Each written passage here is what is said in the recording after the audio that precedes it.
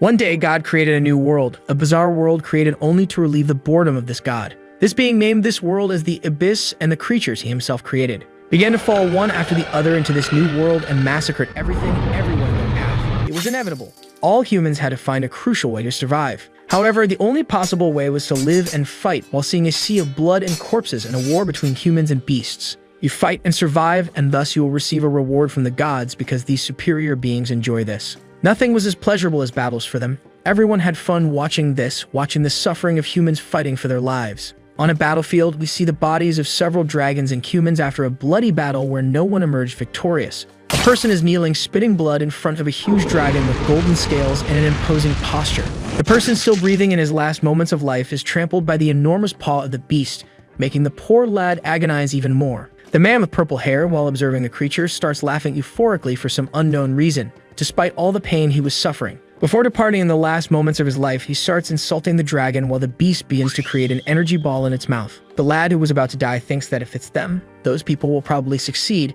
especially if it's one in particular. Meanwhile, in another place, a woman with a golden magic circle in her hand is saying that at that moment, the last group of humans died. The girl turns around looking at two people, and then says that now the remaining humanity was only those who were there. The four gathered in that place are the last living humans in that world of war and blood where no one emerges victorious. Eris is a woman with white hair and golden armor who wields a spear and has an extremely gentle appearance. Keldian, a blonde man who uses a staff with a sculpted sun at the tip, is a mage. Kang Tai is a strong man who wields a huge sword and ancient armor made from the hides of dead beasts. And they all three look at the last member, a lad who is sitting amid the rubble of the place. This man is named Kang Hansu and has black hair and dark armor. Then Eris compliments that they were the last who could save humanity. Kang, hearing all that, begins to open his eyes as if tired and showing that there were several wounds scattered across his body. Eris explains that they are in the room where the temporal jewel of Archenial was, the great sphere known for having the power to return to the past, and also the last hope of humanity that entered the Abyss 50 years ago and perished,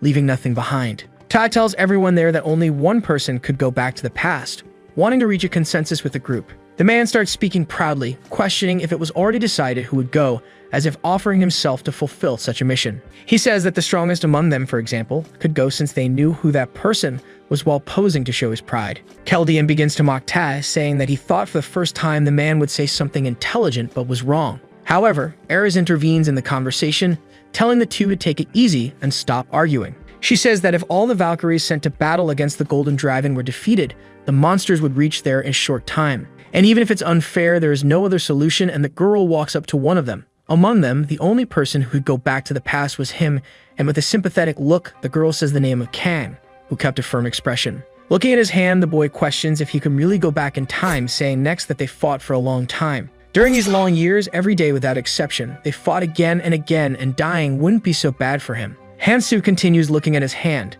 However, Eris goes and places her hand over the boy's, saying that he shouldn't sound so weak and discouraged. The girl says that the hope of all humanity was in the boy's hand while kneeling to speak with him. Smiling sympathetically with hope and a sparkle in her eyes, she asks our protagonist not to give up, and the boy just looks back. Seeing in front of him his teammates fully supporting him, Kang feels a bit more motivated. Keldian says that Eris was right because the fact that he started 20 years after everyone in the group and is still in the same position is sufficient proof of the boy's potential and strength. Eris tells Hansu that if his abilities had started to develop a little earlier or just 5 years before, the present time would be completely different. And even though he is proud, Ta comments that they were right, and for that reason, he also recognized Kang's abilities. But if he really didn't want to go, he could give the opportunity to the man because he says that if he went back, he could get all the items he didn't manage to and could have a chance. Eris, hearing that, looks at Ta threateningly, and seeing the girl's reaction, Ta gets scared and then rephrases his sentence, stating that the only one capable of that was Kang. Seeing this as a normal interaction among friends, even in the face of the end of the world, the boy gives one last smile as he stands up, determined to do what he must.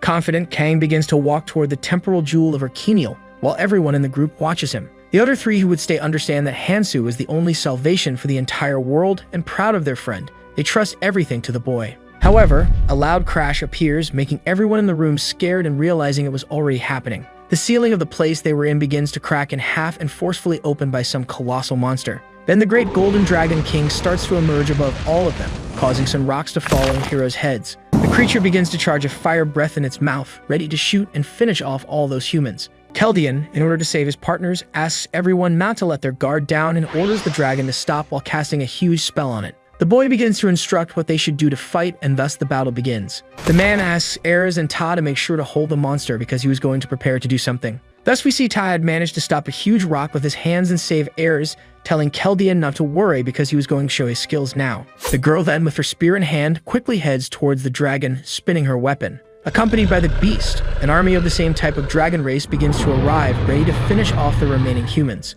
But to the misfortune of the same, Ares strikes her spear against the ground, making it grow in size, and she orders Todd to attack because that was the chance. The man then, with his huge sword in hand, begins to cover his entire body with fire while he tells Ares she didn't need to say it because he was already going to attack. Spinning his sword and creating a whirlwind of flames, he prepares to attack the dragon. With a strong attack with his sword, the boy launches a burst of fire that splits several dragons in half and heads towards the main one. However, the Dragon King quickly manages to escape and attacks Ta with its claws, but the boy barely manages to hold off the blow with his sword. Keldian asks Hansu to concentrate for everything to go right, and he draws a book, starting to prepare a spell. The mage says that our protagonist's main weapon was broken, and that he should stop thinking about that place, and thus Ares agrees, saying Keldian was right. Even sad, the girl says that the boy should leave that place and go beyond, asking Kang not to simply push away the people who come to him because he finds them annoying. And with one last look, she asks the boy to do his best to take care of people and questions if he would listen to what she was saying this time. Smiling completely sadly but trying to keep his demeanor, Hansu affirms he will try to do what the girl asked. Ares turns back to the battle, saying that even in that circumstance, the boy should not have left himself, and confidently states that she will leave the rest to Keldian, and so the girl looks to the sky as if a new dawn were to happen. Keldian, even sad, keeps the same expression, apologizing to Hansu but saying the boy would need to listen carefully. The mage begins to conjure a golden spell in his book, saying that, as Ares said, there is no reason to kill unnecessarily, but he should not show mercy to cockroaches that will cause harm during the war. The boy should save only those who deserve to live, and even with a sea of blood at his feet, he should do everything for the good of humanity. The man also says that our protagonist should at least make sure to kill the berserk monarch Clementine. And one last time, while conjuring the spell, he asks the boy if he understood, and Kang just nods, showing confidence to the mage. Almost concluding his spell, and with enormous golden energy flowing through the book and the time object, Keldian says that he is going to start. The temporal jewel of Arcania begins to emit a strong light while all its blades start to spin. Kang remains still, just looking at the object, thinking about what would happen next. Ares and Todd just watch the sphere start to emit several rays, and the two smile, trusting their friend. Finally, Keldian joins his hands that were glowing golden, making a huge magic circle appear on the ceiling of that place, irradiating all that dark world. At last, the temporal jewel releases a huge burst of electricity towards the group, making everything turn white for a while. Only a few screams can be heard from some lost people asking where they were, and a woman asking if anyone had seen her son. In the midst of it all, we see our protagonist Kang looking at his own hand and realizing what had happened. Several people were in a place that looked like a post-apocalyptic world in an abandoned city, and a strong green light was emitting from the place. Smiling and covering his face with his own hand, Kang says that it worked, affirming that he would not fail in that life, not this time. All the people in that world seemed to be completely lost, not knowing what to do or where they were. They continue looking for their families, saying they wanted to go back to their homes without understanding the current situation. Desperate, a man grabs another by the collar, saying he had done something, without the other understanding what was happening. Kang says that, of course, those people were confused since they had just appeared in another unknown world without any information. The boy says that the year he was born was very special because initially there were 100 people, but the number increased exponentially, and so many people disappeared that the situation got out of control. And then on the day he turned 20, something appeared in the sky, catching the attention of many people. A kind of portal similar to an interdimensional eye that connected two worlds, and he disappeared due to this unknown power while his cell phone fell to the ground. This other world devours other dimensions and is the midpoint of the abyss's impact. Those who arrived first in this world gained abilities first and were essentially more active. But still, the creatures of strange aspects turned that world into a horrible palace, and it was a world of violence and anarchy. Those who were devoured by the abyss were transported to the so-called other world, and when everyone from this reality arrives there, the door to the abyss opens. And the great war will begin between humans and demonic beasts that only want to see blood and chaos. While stretching, Hansu comments that he has about 5 years to become strong and then starts walking around the place. The boy remembers that the skills he learned and his strength all disappeared, meaning now he is normal. Anyway, now it's time to show up, and then the boy looks at the sky. All the people wonder what was happening while the sky starts to crack and a strong blue energy begins to come out of the opening.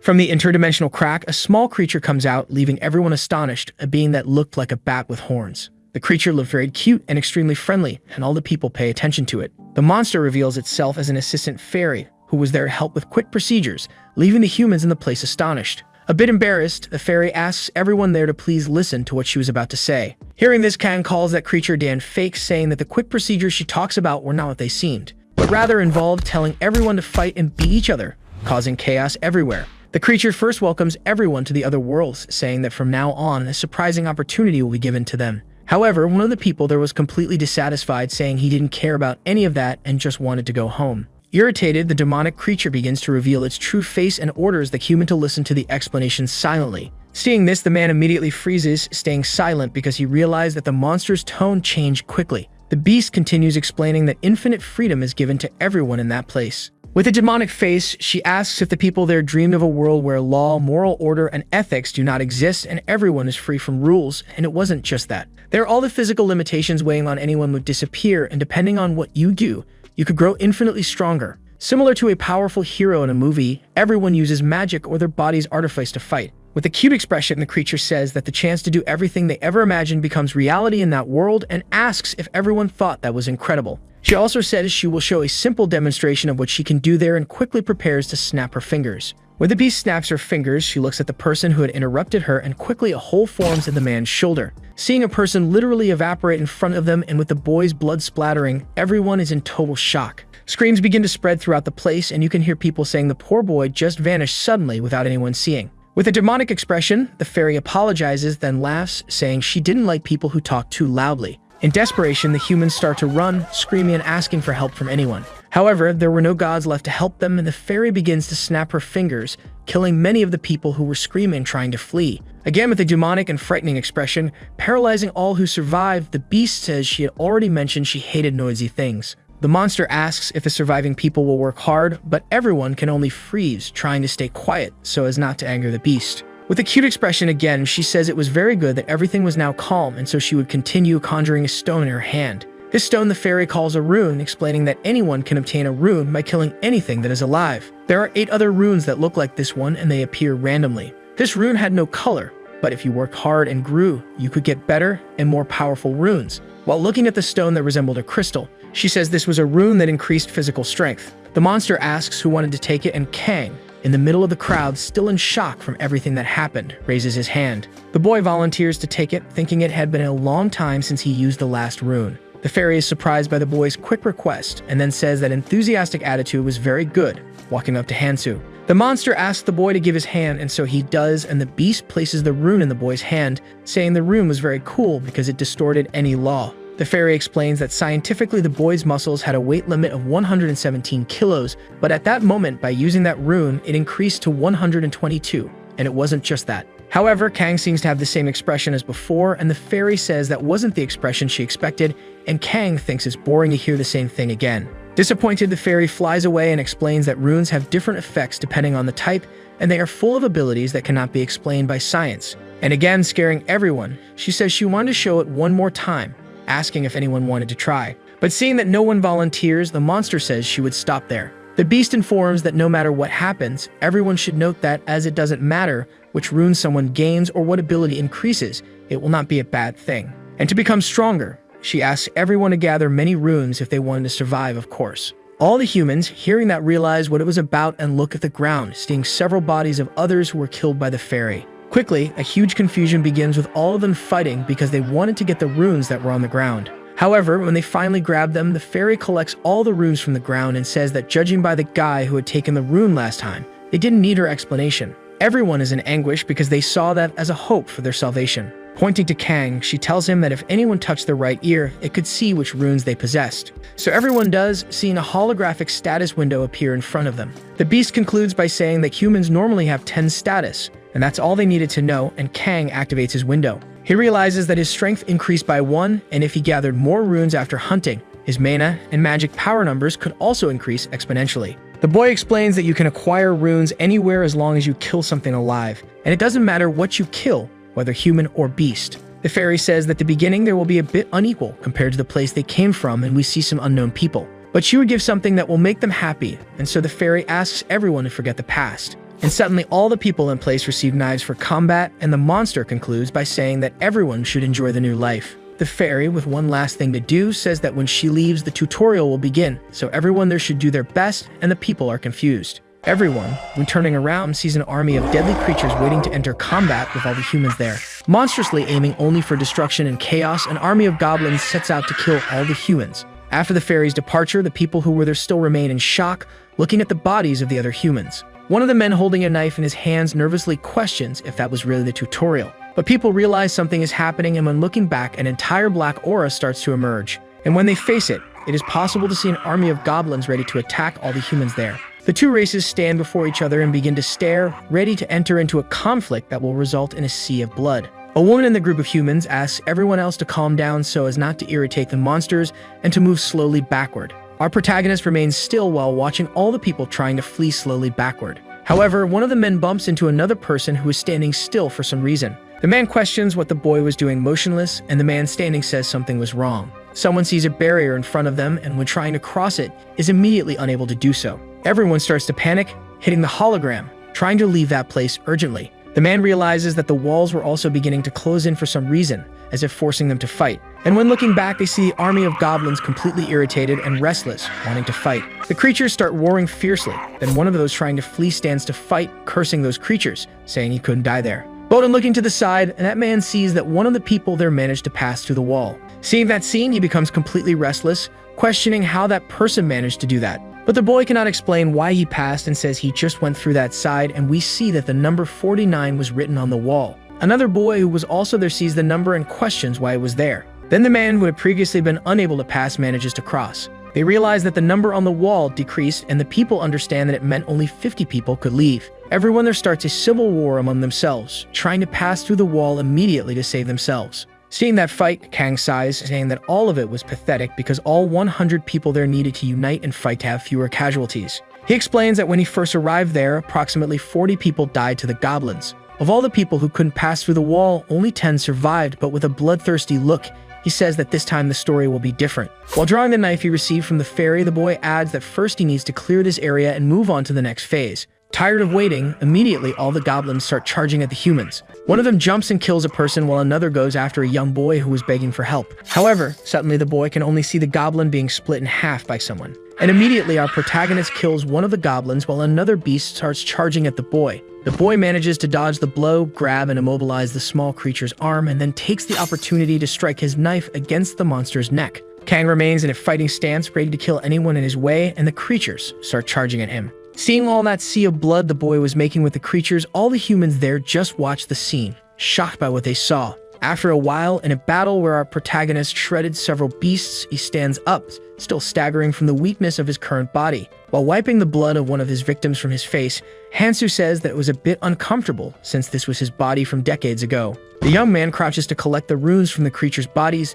thinking he was quite lucky as he looks at his status. He says that his dexterity increased by 0.1 and explains that dexterity not only increases speed, but also distorts the user's time, increasing reaction speed by 0.1. This meant that the user could perform the same action much faster, and then, in the background, one of the creatures suddenly stands up. The monster immediately advances toward our protagonist, throwing his weapon at the boy, and he quickly looks back. The blade passes and Kang manages to dodge quickly, then turns back, throwing his dagger right into the goblin's skull. Some creatures that had still survived get angry seeing their companions being killed and charge at the boy. 3 of these beasts try to stab our protagonist together to prevent him from reacting. While wielding a dagger from one of the creatures, the boy says it was as expected since the monsters get enraged as soon as they see blood. Quickly, without giving the beasts a chance to react, the boy slashes through and kills them all instantly. As Kang makes more victims, he takes the opportunity to collect the runes from their bodies, stabbing and forcefully extracting them. The boy is somewhat out of breath because his body was not keeping up with his mind, but it was still very satisfying.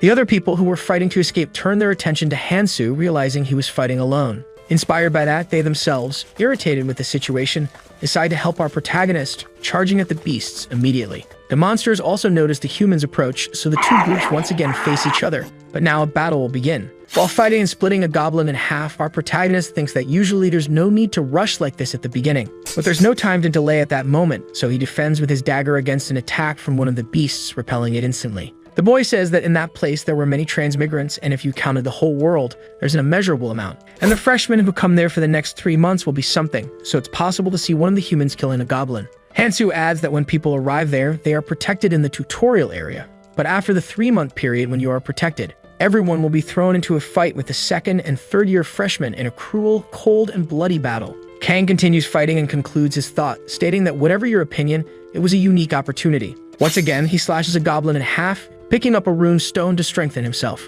Looking around, Hansu says that the chance to get stronger, even if just a little, is there and you will take advantage of it. Squeezing one of the runes he had obtained, the boy says that Keldian made the right decision in sending him to that period. Revealing the battle scene, we see dozens of dead goblins and some human bodies lying on the ground. Several people are resting after the exhausting fight, and some of them say it was all unbelievable. They observe our protagonist and wonder how he fought so many goblins alone. In the middle of a sea of goblin and dead beast bodies, Hansu stands still on his feet. With a face smeared with the blood of his victims, the boy curses those beasts, staring at their bodies. The fairy then returns to the place, and a glow appears in her eyes as if she were proud looking at something. Seeing our protagonist in the middle of the goblin corpses, the beast says he did well and states that the number of remaining participants is decent. Some people, angry and others crying because they lost close relatives, start cursing the fairy. The beast asks if people already knew how to survive there, and then since no one answered, she removes the barrier, assuming everyone knew. A dimensional rift opens, and she starts to pass through it as if it were a door,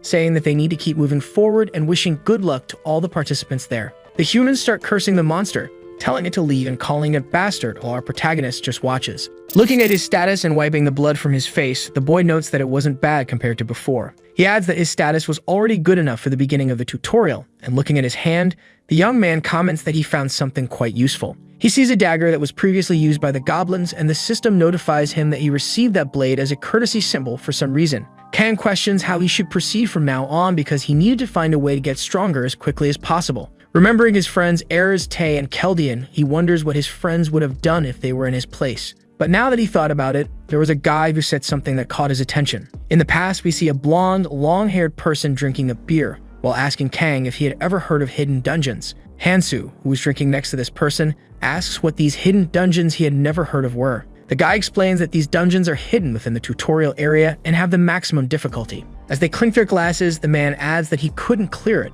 and no one had managed to do so. After hearing the guy's story, Kang repeats what he heard, saying the boy had cleared the dungeon halfway, and because of that, he was still able to get strong. The man confirms, saying that this would be the reason he was in that place because it was a proof of his strength. And finally, he says that if he could go back in time, he would definitely try to clear that dungeon first, and if he had done so, he probably would have been able to defeat Kang. Because one thing is certain, the higher the difficulty and the more impossible it seems, the greater the reward when you succeed. Finishing, he asks if our protagonist wasn't curious about what was at the end of that dungeon. Remembering that, the boy gets a serious expression, saying his goal was decided. Illuminated by the sunlight, he notes that if he wanted to do this, there were things he would have to resolve first. He begins to explain the first stage of the tutorial, which is the initial phase where 100 people gather and act together to defeat a greater evil. You act within the allocated area for a week at a time and do this hunt for 3 months, and in the end, upon completing the tutorial, the safe area will be released and you can have contact with other people from the Abyss. Currently, there are 2 hidden pieces in the first stage of the tutorial, and no one has ever reached the end. Kang says he would have to obtain them because it was the only way to get stronger. But first he needed to get the nearest hidden piece, so after some walking, we see the boy standing in a place, saying it must be there. Suddenly a voice emerges, and looking to the side, Kang notices a group of men trying to force a woman to go with them, but the girl is reluctant. The boy thinks that conflicts are starting to happen everywhere, and even though the woman tries to break free, the man holds her wrist. With a scary aura and a psychopathic expression, the thug says that everyone needed to work together to survive, continuing with a malicious expression. The bully questions if the woman didn't want all of them to live, and the girl hesitates hearing that. Hansu states that there was no time to pay attention to this kind of thing, and he needed to find the hidden piece since it would disappear in a week. But someone suddenly calls him, and then a person behind our protagonist asks if he was Kang, and our protagonist thinks he was in a hurry. Kang questions if the boy knew him, and the man with headphones is incredulous, not understanding the question. Another blonde boy appears, questioning Hansu if he was crazy since they were all together before arriving there. Hearing that, Kang still has an expression of not understanding while asking how that boy knew his name, but something comes to his mind. Looking at them, the boy realizes that those are his college friends, and the blonde boy continues to find his friend's attitude strange. Hansu thinks that they all came on a trip together, and since everyone in the group died, he had forgotten about their existence. The woman who was being intimidated quickly frees her wrist from the man's hand, ordering the bully to let go of her because they were going with Kang. Our protagonist looks at the girl, recognizing her as Yumi. The girl walks up to the boy, and Kang thinks that based on her appearance, the young woman will definitely cause trouble. Mi starts talking to Hansu, questioning where he had been, and the bully who was intimidating the girl asks if that boy was looking down on them. Looking at Kang, they call the boy a bastard, wishing for his immediate death. Swallowing hard, the criminal realizes that this was the man who took care of the group of goblins earlier. However, he thinks that if the whole group attacks Kang now while the boy is tired, there will be an opportunity, so some men prepare for the fight. The bully steps forward, drawing the attention of the group of friends walking with our protagonist. He tells Mai that she should listen to people before leaving like that and questions who Kang is because the young man seemed quite injured and unable to defend himself. With a scary aura again, the man orders the girl to go to him while speaking politely, saying that if she doesn't go to the group, they will come to her. All of Mi's college friends get irritated, but Kang maintains a neutral expression, thinking that this type of person always exists no matter the place. The boy sighs, starting to walk toward the bully, and Kang tells the man that he was too excited just because it was his first fight in that place. Not even knowing who his opponent was, believing in the illusion that he could defeat that person. Hansu quickly appears in front of the thug with a murderous expression, asking if he understood what the boy was trying to say. After a while, the man realizes what had happened, looking at the boy and cursing him mentally. Kang draws his blade and asks if the thug had anything to say, but he remains silent. Another person appears, a man dressed in a suit with thinning hair, and says they were not bad people, and the boy who was intimidating the girl calls him boss. The so-called boss asks if Kang wanted to go with them because looking at the situation, there were many problems ahead, and it would be better if they faced them together, and the boy, looking into his eyes, recognizes him staring at the boy angrily. Our protagonist thinks that man had already perfectly adapted to that place, no longer having a reason to hide his true nature and running like a wild hyena. In the end, that so-called boss would become an outlaw. Hansu, wielding his dagger, questions in his thoughts if he should take care of him now since this is a golden opportunity. The boy remembers what Erez said about there being no reason to kill unnecessarily, but not to show mercy to the cockroaches that would bring harm during the war. He remembers the girl telling Kang not to push people away so much and to do his best to take care of them, smiling afterward. With a serious expression and head down, remembering his happy moments, the boy says that Erez was saving many lives. The boy thinks that it wasn't, as if he had time to take care of everyone in that group now, and besides, this type of person would self-destruct just by being left alone. Ignoring the proposal, the boy tells the boss and his group to leave,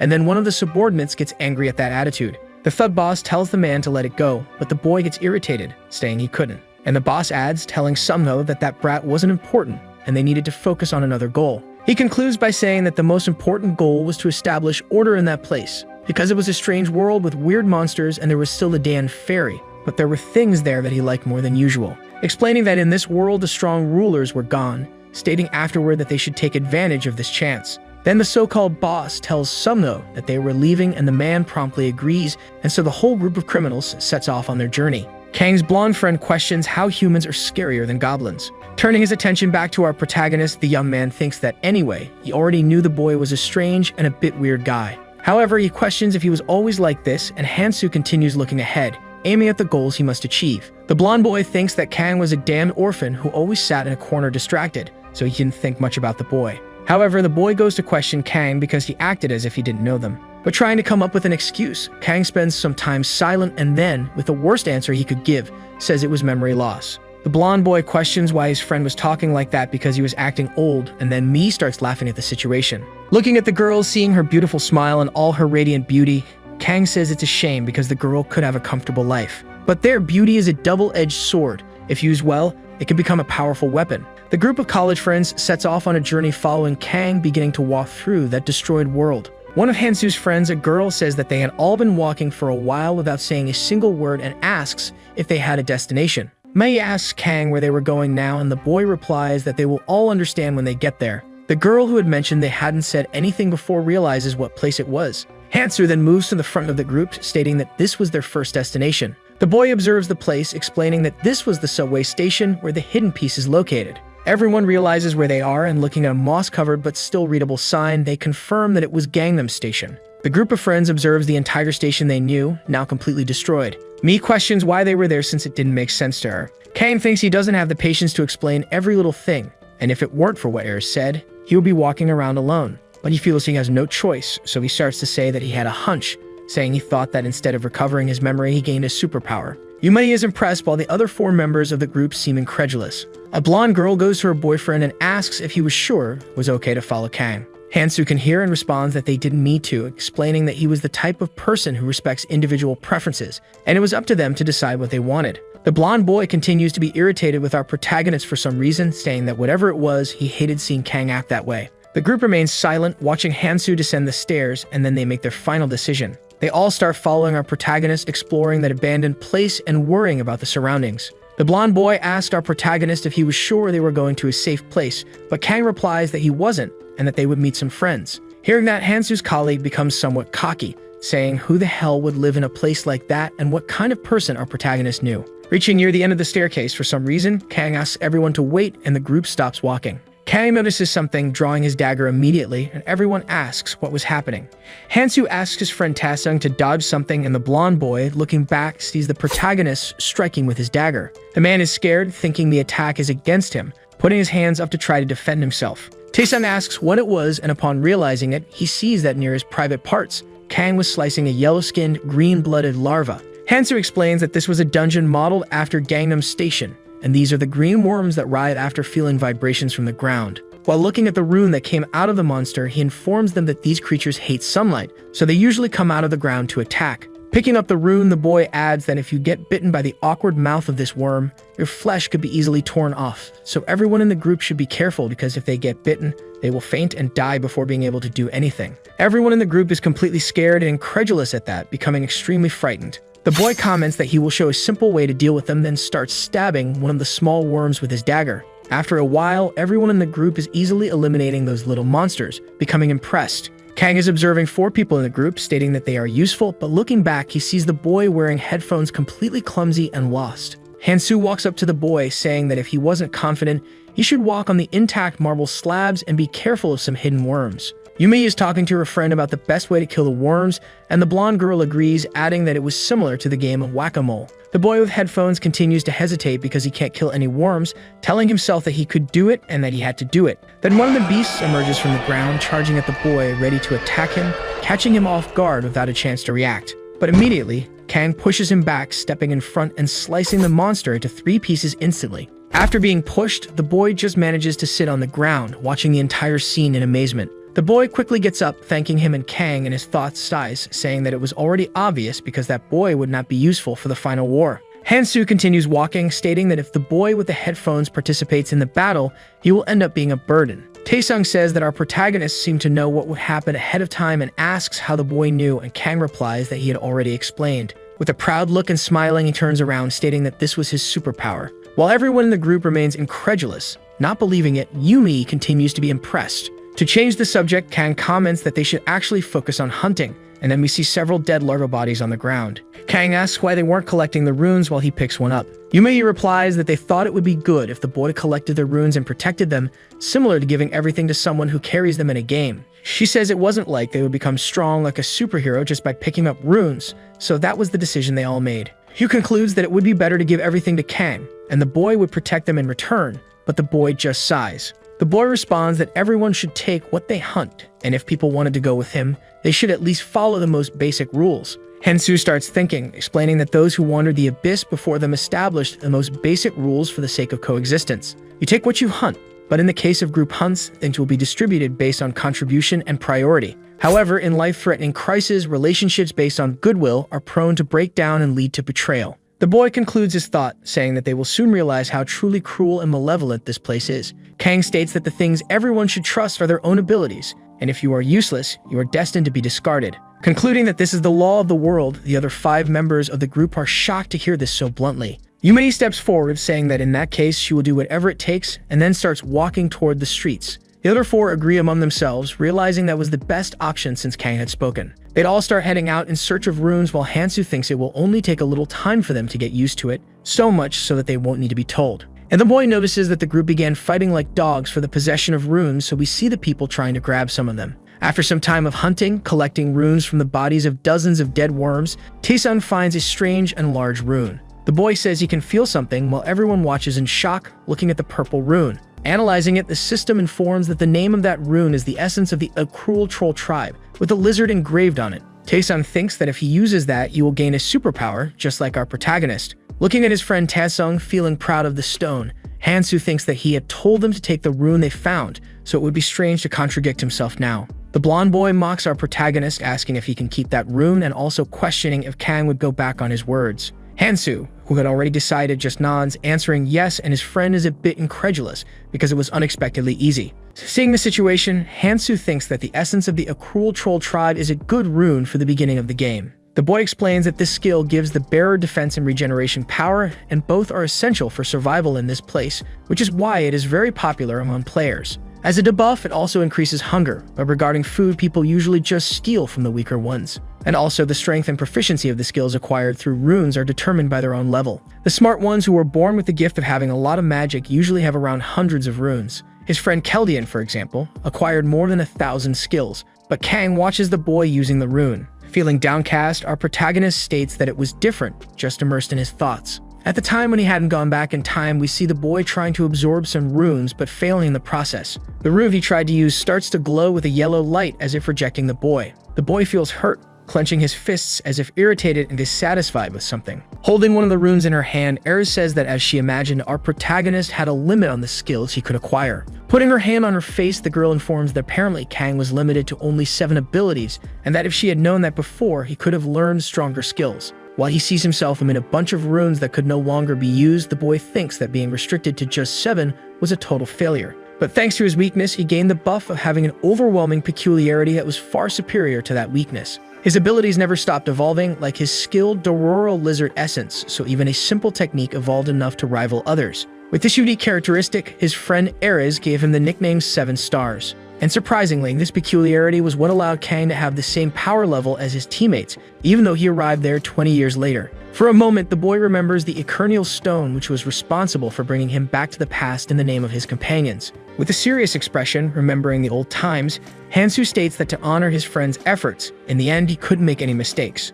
The boy also remembers that Ares told him to be careful while selecting the 7 abilities to learn and not to get frustrated again like in his last life. And if everything goes according to plan, it will be a smooth path before he leaves the tutorial zone without taking too many risks in the process. Then we see Yumai looking at Taesung, who is about to use the rune while the boy continues to smile, imagining the power he would receive. Quickly, the rune begins to transform into a purple slime and merge with the boy's body. Thus, his system informs him that the physical resistance stat was created and the Accrual Troll tribe essence skill was acquired, and he had 1% proficiency. Looking at his system, Taesung realizes he got a physical resistance stat and all of his other stats increased significantly, making him extremely satisfied. The blonde boy then turns around looking at Kang and calling him an idiot, saying that even if he asked, he would never have given that up. With an extremely smug smile, he states with all his words that the boy should wait because he would catch up soon. Kang, already tired of waiting for his friends, quickly calls everyone, commenting that they had to go now and continue their journey. And with his arrogance, Taesung walks up to Kang,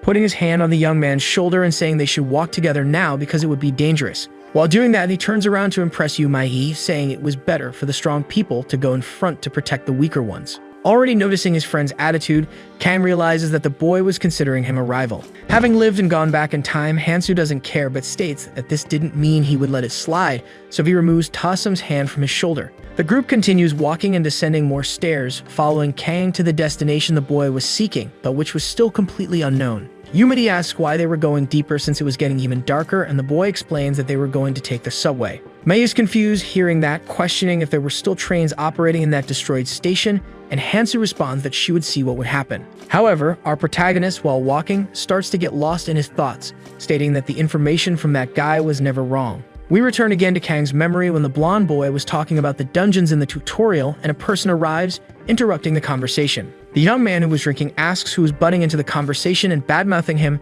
and the irritated boy looks to the side. Another man with black hair who served in the human army states that he just heard the boy was showing off with his basically non-existent knowledge. Then, sitting in the middle between Kang and the boy's friend, the man states that he would tell them the quickest way to get strong in a short time. He says that to get strong quickly, you need to get your hands on something important in the tutorial zone, and it was down in the Gangnam subway. The man explains that the stations are located and structured differently, but it's the same place up to the 3rd floor, and at the end of the stairs there is an unknown portal. Crossing it, you will find a subway that surprisingly has not yet left, and if you can catch it, you basically conclude that the only problem is that it's difficult to get there. While walking, Kang keeps thinking about it, stating that there is a hidden piece he must find that day at all costs, or the subway will leave. Kang and the whole group observe an enormous portal in front of them as if linking 2 different dimensions. Hansu then states that he will see what this piece is. Mei, seeing that interdimensional portal, thinks that it really wasn't Gangnam Station.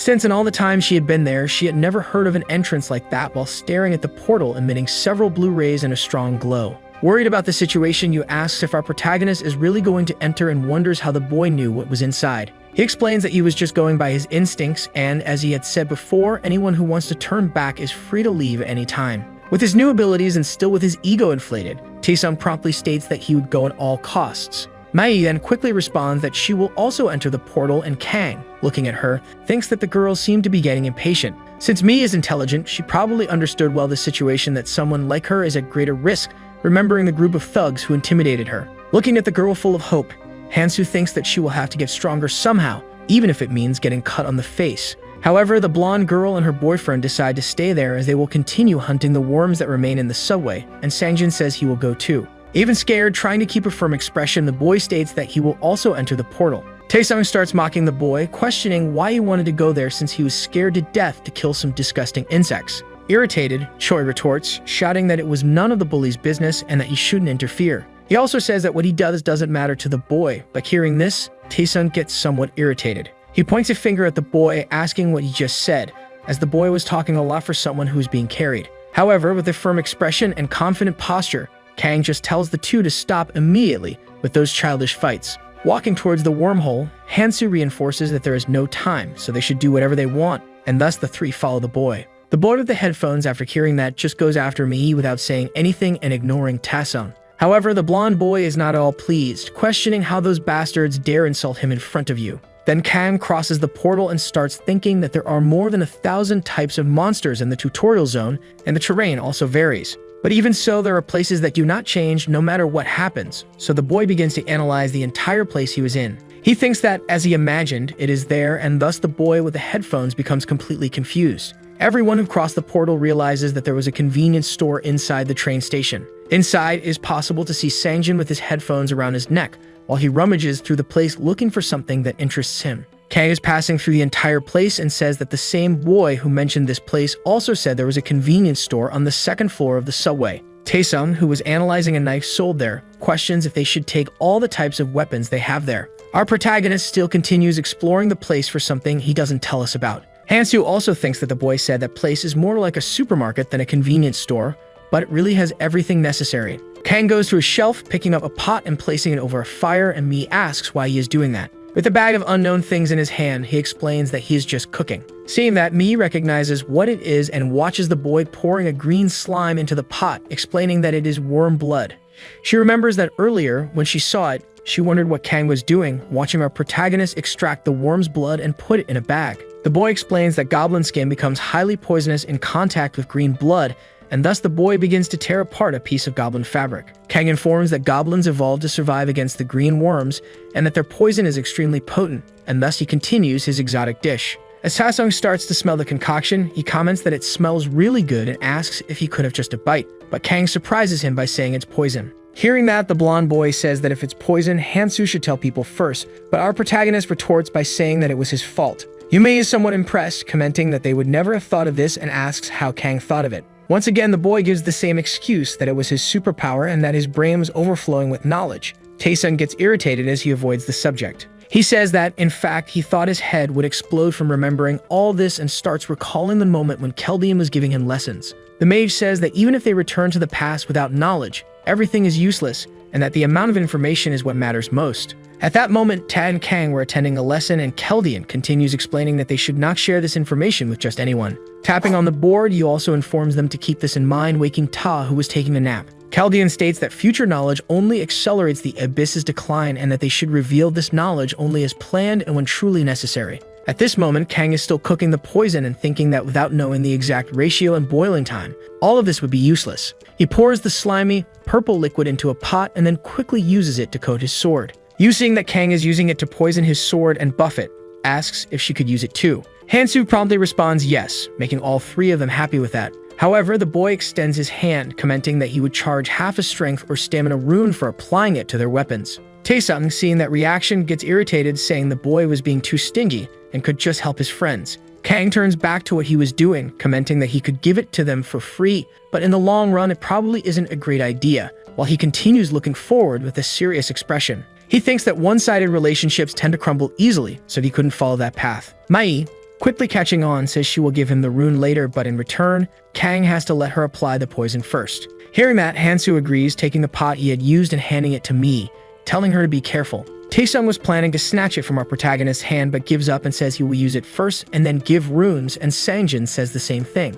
Hansu thinks he should start the other preparations while Taesung and the other two group members continue applying the poison to their weapons. With a backpack on his back and some bags in his hands, Kang comments that this should be enough preparation. The group, still finalizing their preparations, finally states they are ready, and Kang stares at them, with Sangjin asking why he is looking at them like that. Seeing the three with huge backpacks on their backs, Kang questions if they are trying to become bait for other people. Kang explains that unless they want to live their lives fighting, they should bury everything else they wouldn't use at the moment, just like he was doing. Seeing our protagonist explaining that, Mi says that at first she thought Hansu was just very quiet, but he was a great fighter, with her eyes sparkling. Watching the boy teaching Sangjin to store things, the girl asks if one day she could have a superpower like that too. Quickly, she goes and buries her things, thinking that hundreds of millions of people were disappearing until yesterday, but none of those people returned. That's why she was content that she got to survive there for the rest of her life, feeling somewhat apprehensive and desolate. She thinks she doesn't want to die at any cost, and that to survive, she has to do her part, and that's why she was trying so hard. Yu smiles, walking towards our protagonist, thinking that if she continues with Hansu, it will be easier. Then Kang and Mi start walking together while the girl is happy being next to the boy. Taesung, irritated by that scene, states that our protagonist was acting as if he were a big deal, but in the end, he wasn't all that. And Sangjin, who is still preparing to carry his things, is quickly hit with a bag on his chest, and Taesung tells him to take care of that too. The blonde boy goes to our protagonist once again, asking about this power he mentioned, and with a serious expression, wonders if he could also get it. Reluctantly, Kang looks back and unexpectedly responds that maybe he could. All three members of the group are shocked, questioning if that was serious, and upon hearing yes, they become extremely happy and excited. The boy remembers Keldian saying that among the people who came to this world, many acquired special powers they didn't have in reality. He recalls the same guy talking a lot of nonsense that even he couldn't fully understand. But in summary, if someone is useless, our protagonist should get rid of them. Kang remembers the mage arguing with him, and Taesung, seeing the boy's reaction, asks what's wrong with him.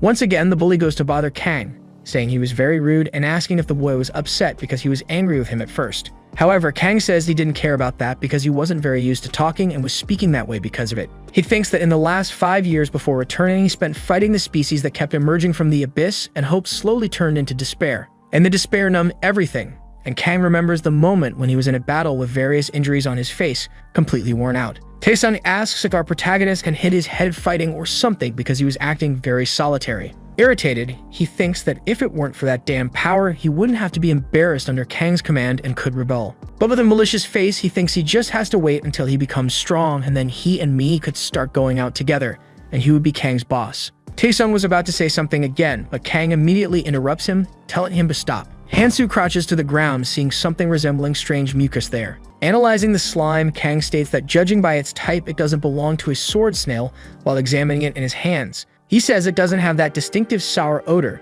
and doesn't see any half-dried guts, so it's also not from a zombie, leaving only one possibility. Kang begins to imagine that it is from a land siren, and in his mind comes the image of a humanoid with a grotesque tail, feminine hair, and a demonic face. The boy still feels a bit uneasy, analyzing more slime traces while continuing to walk with his friends. In a place with even more slime, he says that without a doubt, those are the traces of a land siren that must be nearby. They are not fast, but possess a paralyzing venom that makes it easy for them to tear off limbs, and Kang imagines the terrifying sight these monsters cause. However, the boy smiles slightly, thinking he has a foolproof plan to defeat the monsters. Taesung gets irritated, seeing this, and asks his friend to stop acting like a know-it-all. But Kang ignores the boy's tantrums and asks everyone to follow him because they will be surprised when they see something. The three in the group are confused by the boy's words, but after that, we see some alcohol bottles with a handkerchief stuffed into the neck of the bottle. Kang explains that they didn't have gasoline, which would be more effective, but that should suffice as he continues making one last Molotov cocktail. After finishing it, Mi comments that it's a homemade bomb and asks if the things they used to make it came from the convenience store they were in.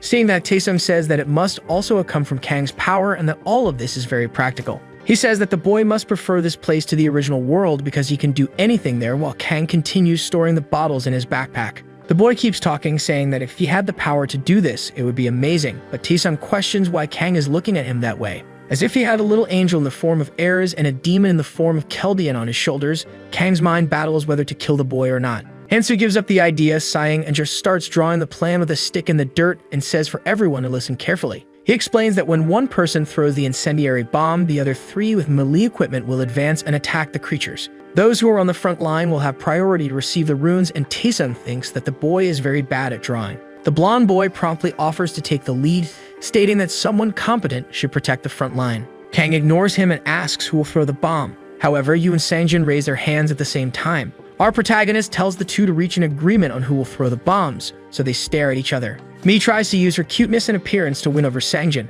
who says that arguing with her feels a bit strange. She continues trying to convince the boy, acting charming, but seeing this, Kang just decides that the two could take turns. After a while, we see Sangjin immersed in his thoughts, holding the Molotov in his hands and wondering where they were going. The boy thinks that he can't say he wants to quit at this point because he came along not wanting to be left behind, but he questions if the rest of the group is okay with this. He watches Mi from behind for some reason, remaining silent and apprehensive about something. Observing the girl, we see that she is trembling with fear, reluctant about everything that is happening but unable to say anything. Even hesitating, Sangjin stays silent with something stuck in his throat. But interrupting the boy's thoughts and surprising Yu, Kang tells everyone to stay alert because the sirens are coming. In the distance as they walk, a strong, frightening aura begins to emanate and several terrifying grunts can be heard. Kang prepares to fight and orders his friend to throw a bottle immediately in the direction of the noises, and the girl starts rummaging through her backpack. Mai, though reluctant, thinks that she won't falter and with a lighter in her hand, starts to light the tip of the bottle's cloth. With the cloth now on fire, the girl asserts that she can do this and immediately throws the bottle in the direction of the creature's noises. The glass shatters on the ground near the monster, immediately causing the alcohol to spread all over the creature's body, and the burning cloth ignites the liquid, setting the siren on fire. Mai is somewhat pleased to have caught one of the monsters, and Kang charges into battle, saying that the rest will attack now. Quickly after seeing the body of one siren fall to the ground, Kang attacks 2 more standing amidst the flames, swiftly killing them and collecting the runes. Taesung, seeing the boy taking his spot, says that bastard is grabbing all the runes for himself again, and then he can't keep losing to him. A siren appears near the blonde boy, and the monster promptly moves to attack Taesung, who immediately gets scared and tries to jump back and dodge the strike.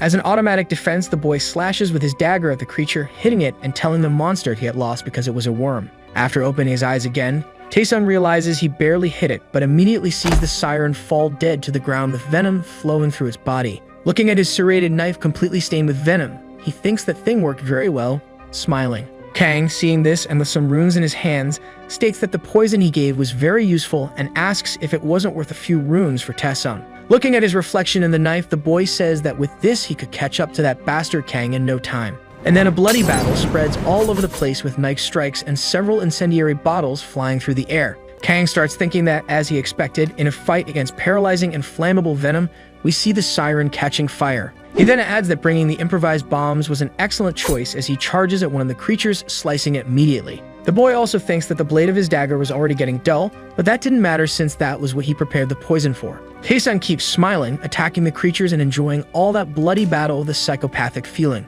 Blinded by his greed, the boy looks to the side and sees 2 runes fallen on the ground, saying that all those runes are his and charges to grab them. However, the boy doesn't notice that one of the sirens is still alive near him, and the beast quickly spits an extremely disgusting slime at the boy. The saliva quickly hits Taesung's Mi, causing him to fall backward, saying that everyone was watching him and it was very humiliating. But before he can think about that, with its frightening aura, the monster starts walking toward its victim, ready to devour him. The boy sees that in front of him there were not just one but several demonic beasts wanting his blood, and he panics, trying to move backward. He gets irritated and curses at the monsters, telling them to get away from him immediately. In desperation, seeing several monsters charging at him, Taesung asks Yu Mai-hee for help while putting his knife forward, trying to protect himself. However, the girl panics a bit, and looking into her backpack, she realizes that the incendiary bombs are gone, leaving only one alternative. She asks Sangjin to switch with her, and the boy immediately agrees, asking her to wait a moment. His lighter was failing, and the boy continues trying to light the tip of the bottle's cloth, wishing it would ignite immediately. When the lighter finally lights up, illuminating a dark area right in front of him, one of the monsters is ready to attack Choi. Seeing this, the boy panics, throwing everything up and ruining his plan to defend Taesung. The blonde boy, seeing the last Molotov bottle wasted on the ground, gets irritated. He furiously calls Sangjin an idiot and says he was supposed to throw the damn bomb, not mess everything up. Choi, when he's about to be attacked by the siren, sees a slash passing in front of him, slicing the monster in half. Terrified by everything that happened and the mistake he made, the boy falls back again, just watching the beast's body fall in 2. After eliminating all the remaining sirens and with his blade practically dull, Kang tells everyone to calm down and stick to the plan. Standing in front of Sangjin like a hero, he says that if they do that, there will be no problem. Hansu turns, stating that everyone should take a break and collect their runes, and Sangjin, still shocked by everything, remains silent, looking at the boy. Taesung, seeing this, feels relieved and sighs, saying that for a moment he thought he was going to die. Looking at his leg where he had been injured but now was completely healed, the boy says it must have been thanks to his new ability. Hansu explains to Taesung that if he increases his stamina and rests, he will recover faster, and orders everyone to collect their runes. Kang had already separated the amount everyone was going to receive, and Taesung, seeing this, gets irritated, saying that calculated bastard was too strict in dividing. But looking to the side, the blonde boy sees the runes that Sangjin is collecting and thinks of something. He imagines that if he takes those runes from the boy, it would be better, and then starts walking toward his friend with a frightening aura. Taesung calls the boy by his name, saying that it is a tradition of the Choi family to have no conscience or thoughts, and Sangjin, hearing that, gets irritated. But before the boy can respond, Taesung quickly grabs him by the neck, preventing him from breathing. With a frightening expression, he lifts Choi while starting to get closer to the young man's face. Smiling, the bully tightens his grip on Sangjin's neck while calling out his name. Trying to react, the boy places his hand on the blonde's arm, but he has no strength. With a manic look, Taesung tells Sangjin that he can't even throw a bomb bottle, saying he almost died because of it. Panicking, the boy starts talking and tries to explain himself.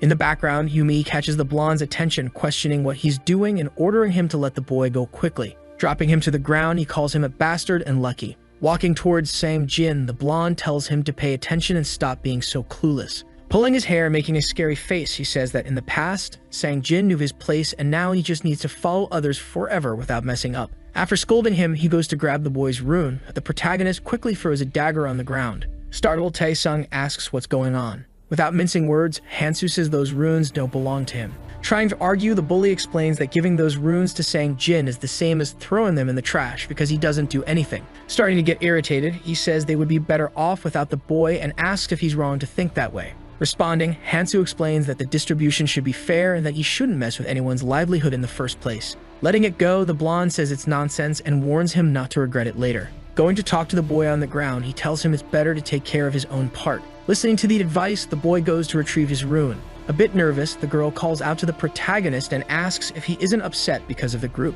Worried, she says that with the way things are, she imagined witnessing arguments like that must be bad for him. However, Kang says that for him, everything is fine and he won't complain about something she's not good at. After hearing this reassuring answer, Yumi asks if that means he's staying with the group until the end, explaining that when she looks at him, it feels like he could leave at any moment. But the leader says it's up to them to follow him, because they are doing very well, so they don't need to worry about that. Continuing on the path, Kang goes to the mermaids and sees that they drop stamina and strength runes. Grabbing one of the runes, he thinks that both strength and stamina are important at the moment and that they are also necessary. His strength is at 25, stamina at 24, dexterity at 14, and senses at 15. Suddenly, someone appears in front of him. Expressing great joy, he notes that his combined strength and stamina stats exceed 50. The system notifies that this is the first achievement accomplished by anyone, and the Horned Demon congratulates him. Surprised, the boy smiles and thinks he's caught the guide's attention. Then the little demon asks if he's the traveler who raised his hand last time and says that it seems his judgment was correct.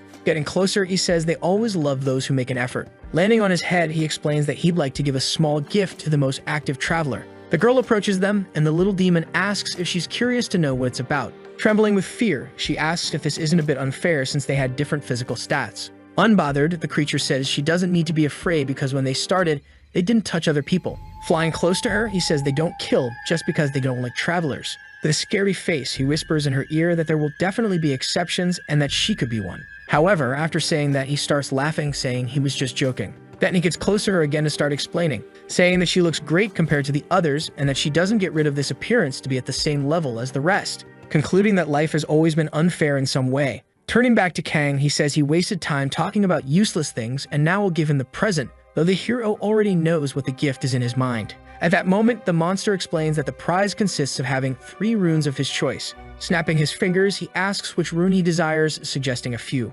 Showing one in front of him, he explains that although they are consumable, they can heal a hole in the stomach and most poisons, and Hansu thinks it's useless when a limb is torn off. Surprising the group, they realize it's a healing rune. Starting to speak, the 3 members think only about the idea of the hero using the rune on one of them in case something goes wrong. However, he asks if there is a rune that grants immunity to magic. Smiling, the monster responds that there is, while in the background his group feels disappointed by his choice. Analyzing his options, he thinks healing runes are good, but on the other hand, It's difficult to obtain both magical and physical immunity during the tutorial. Increasing resistance only affects recovery speed, but physical and magical resistance works as a more essential immunity. Thoughtful, he understands that he can compensate for physical attacks up to a certain level using his experience, but magical attacks are a different matter. Choosing the magic immunity rune, his magical immunity is now at 13 points and he thinks that should be enough for now. After the choice, the little demon opens a rift in the air and bids farewell. Surprisingly, the little creature calls the hero handsome Appa, leaving the whole group in shock,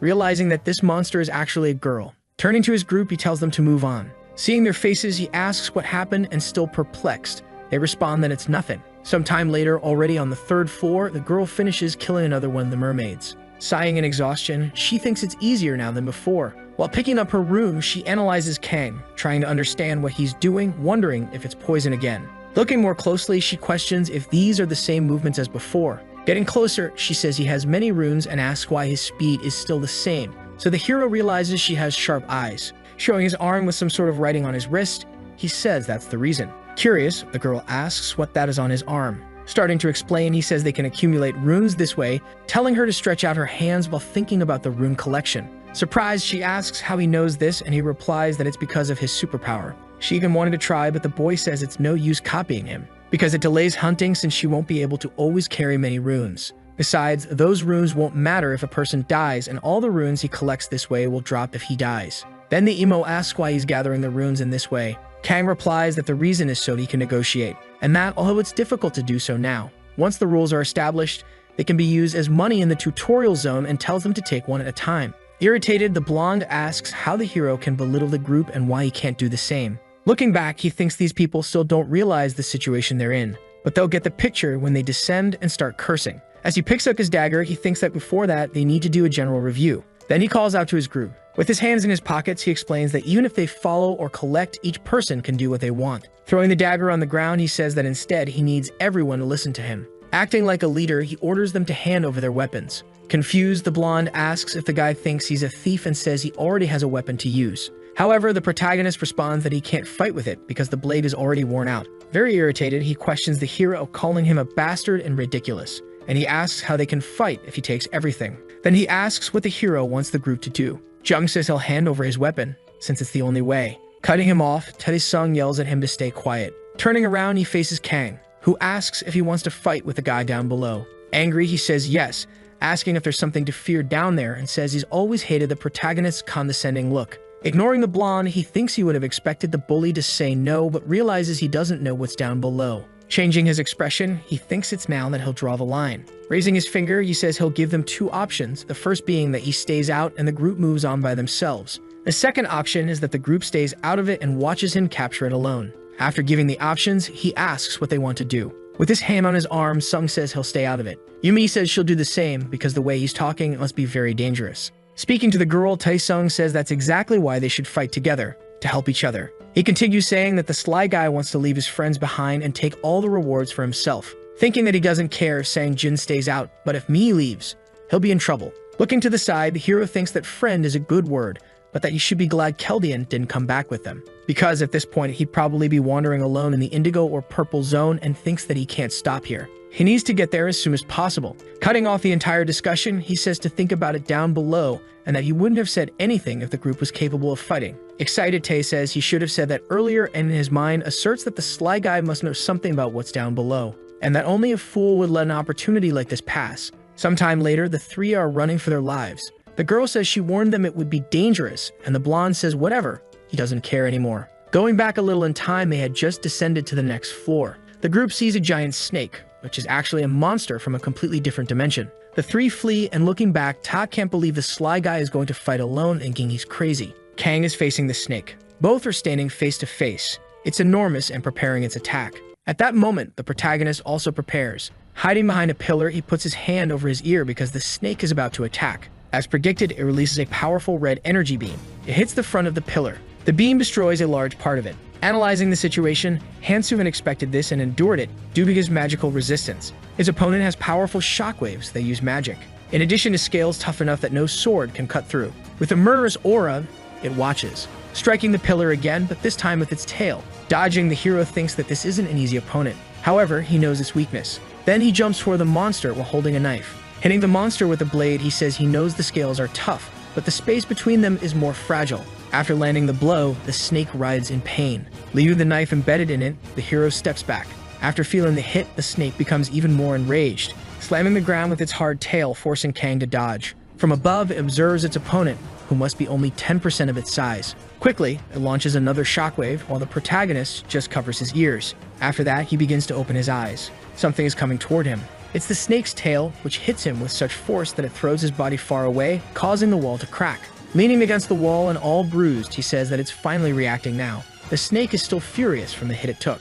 Where he is, it's a tutorial zone, so even with high physical resistance, he ends up being vulnerable to poison. Focused on the objective, he thinks he still has 5 blades left. With a murderous look, he prepares to attack. Jumping toward the giant monster, he tells them to have a little fun until it takes effect. Meanwhile, the girl hears some sound. Looking toward the corridor, she thinks they're pretty far away, but even so, the sounds echo all the way here. Frightened, she wonders if Hansu will be okay since he's all alone. Tae asks the girl why she stopped, saying they don't have any daggers and that's why they need to run back to the convenience store. Nervous about the situation, she just stays silent. Heading in the opposite direction, she says she needs to go check, but the boy calls her attention. Deeply irritated, the blonde thinks that everyone has been ignoring him since they arrived in this place. In response, he runs after her, saying he doesn't care. The 3 of them start running, heading back the way they came. When they get down there, Mi calls for Hansu, asking if he's okay. But she gets scared at what she sees. The snake is biting the protagonist's arm. He seems to be in trouble, and the girl screams his name. The 3 on the stairs watch the hero's situation. While his arm is being crushed, Kang thinks he stalled for too long. Then he grabs his small knife, attacking the snake's mouth. It reacts, screaming in pain, and at that moment, it releases Hansu's arm. He stands up in front of the monster. Seeing it tremble and writhe in even more agony, he thinks it was great because he managed to hit 3 spots, and that it left a nasty bite on his arm. Since he managed to recover his stamina, he'll heal soon. In the future, some races began to demonstrate increased resistance and healing abilities due to their evolved characteristics. Because of this, poisons would become ineffective. Additionally, using powers and other skills would be even more challenging. But in any case, the prior poisoning turned out to be offensive and effective, and he wouldn't have come this far without the paralysis venom. The snake is lying on the ground, practically defeated, and he thinks now everything is easier. In the background, his group arrives and the girl asks if he's okay. Walking toward him, he seems surprised that they are still there. A bit scared, the girl says she came because she was worried and asks how the hero's arm is. He responds that it's just a scratch and that it's already healing, so she doesn't need to worry. In shock, Ta can't believe that Kang defeated that giant snake alone.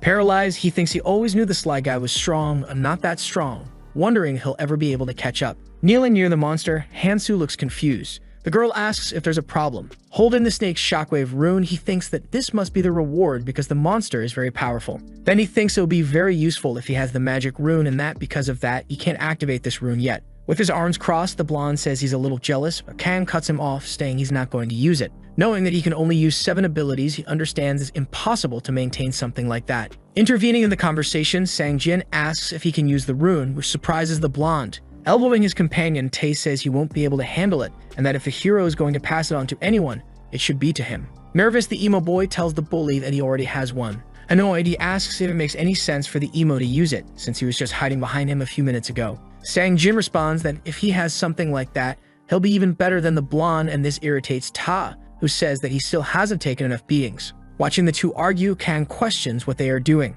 He explains that he's going to sell it, giving a 5% discount to whoever buys it now. Hearing this, they stop fighting. Tae asks if he can pay in installments, and Hansu replies that he can only if he has a guarantor, as that way, they can help each other. Sometime later, he asks if they've decided. The girl says she will take it, and in his mind, the protagonist thinks that with the level of trust there is, it would only end up going to her. Besides, he noticed that the girl consumed a magic rune earlier, and that she had nothing to hide, as it was a reward for defeating a monster. It's not uncommon because the more cards you have up your sleeve, the better, and he wonders if she has any survival instincts. Walking toward the hero, she says she has an agility rune, 3 sense runes, 7 strength runes, and 7 stamina runes. In response, the boy says he promised a 5% discount, so he will take only 6 strength runes. Happy, the girl says he's very fair. However, Kang tells her that if she gets into the habit of getting things for free in this place, one day she might end up dead. He concludes by saying that there's no such thing as a deal without a price in this world. Walking away, he thinks that from now on, he hopes they put in some effort.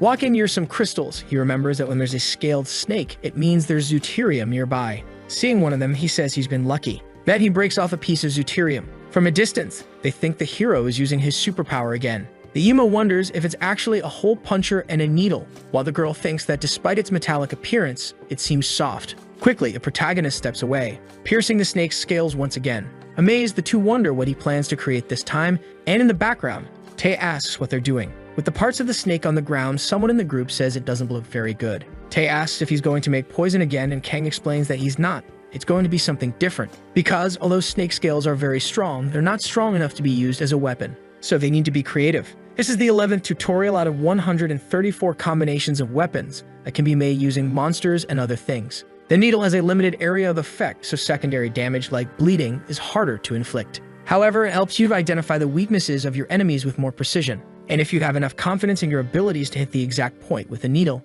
the skill becomes perfect. With the needle being made, he mentions that the tip is a bit dull, but he made it with his own hands because he had no other choice. Quickly, he starts sharpening it with a knife. Happy, he says that it needs at least this level of energy. Considering the time alchemists take to refine their combinations, this is the best weapon that could be made in the beginning, stating that this is what needs to be done to break the defense of the monster that he needs to defeat to obtain the second hidden piece. After this whole process, he begins wrapping a cloth around the handle. Proudly, he affirms that this weapon finally seems usable. Then he says he could have created a stronger weapon, but with these materials, this was the best option he had. Tae is astonished by the protagonist's knowledge. Walking toward him, he asks if he would sell it and says he's willing to give all his runes for it. Thinking quickly, he knows the effort the sly guy put into creating it, and therefore, this weapon is worth more than his current one. However, Kang says that it's complicated to use this weapon and that he would sell it, but he can't make another one because he used up all the available material. Irritated, he thinks that the hero used everything for his own benefit in the end. Scratching his head, he thinks it's okay since there will be more good things ahead. However, this seems like the group's final destination. Since there's electricity and the subway is clean, besides, the hero seems too calm now for someone who's always ready for combat. Therefore, it doesn't seem like there will be more fights ahead, leaving only the auction to enjoy the rewards. The three head to the train when Hansu questions why they're boarding. Tae asks what he means and Kang replies that only one person can fit here. He reiterates that only one person can board, so they need to get off. Sang Jin says he could be wrong, because it's very spacious, and asks how he knows it's made for just one person. Super irritated, Ta questions when it was decided that only he would board and asks why he feels entitled to do so, concluding that he only got to this place with the help of the group. At this moment, Kang turns to the three. Seeing his group, he thinks they're idiots, and although it's important to seize every opportunity, there's something they haven't realized. Responding, he says the blonde is right, and there's no rule stating that he has to go first. Striking his weapon on the ground, he asserts that there are no rules in this world. Giving them a chance, he says they can leave now or resolve this in a less friendly way. Pointing his weapon at the group, he says they can cry to their lawyer later and file a complaint. Smiling arrogantly, he says the decision is theirs. Afraid, the blonde just watches the weapon near his neck. The train starts moving and the three are left outside watching. Ted is irritated by what happened. Bothered, he wonders if he really meant what he said. Going back in time a little, he thinks that if the three attack together, they might have a chance, and if they win, he'll take Kang's weapons and runes. Preparing for combat, he thinks that if they lose, they can just apologize and Kang wouldn't kill them. However, Tae is startled by something, seeing the protagonist in front of him, with a very terrifying look. In his mind, he thinks that if he had moved even a little, he would have been killed quickly, affirming that the hero is capable of much more than that. Back in the present, he wonders how he could have frozen just from being stared at. The girl says they shouldn't have insisted so much, explaining that they got here because of him and they shouldn't have provoked him like that, saying that they should move on. However, the blonde thinks that's why they never get anywhere, and that they should have used force. With a murderous aura, he asserts that the goal is to get stronger no matter what, certain that he's going to become stronger. Alone in the wagon, Kang reflects on the information he's gathered so far. The subway will make stops at 20 stations throughout the journey. At each station, it's possible to find a random artifact. Once you pass a station, there's no going back. The structure is designed to cause mental confusion,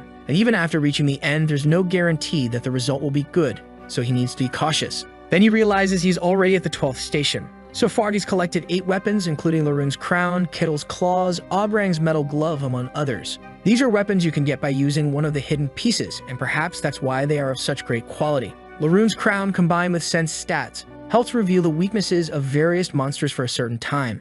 However, the protagonist can already visualize the weakness of all monsters, making this weapon useless to him. Having enough weapons, he hopes to find something different, like an object that increases his mobility. With that, he can move more swiftly during battles. Suddenly, Kang notices something. Seeing the random artifact from the station, he realizes it's the Manic Mist cigarette. Surprise, he didn't know this was one of the available items. When you place one of these in your mouth, the status of runes begins to increase, and the status grows as you keep smoking. If you finish the cigarette and inhale the smoke, the status of all runes increases by 20%, and the effect lasts 10 minutes. With the artifact in hand, Hansu feels excited. Holding the pack of cigarettes, he states that it's useless outside the beginner's zone, but for now, there's nothing better than this. Seeing this pack of cigarettes, memories surface. A blonde woman asks if he's smoking like before and that the more he smokes, the older he looks. With long hair, the protagonist remains silent. He's looking at the woman and both are wearing similar outfits. Continuing her scolding, she says cigarettes don't suit him, and that he'll ruin his pretty face if he keeps smoking.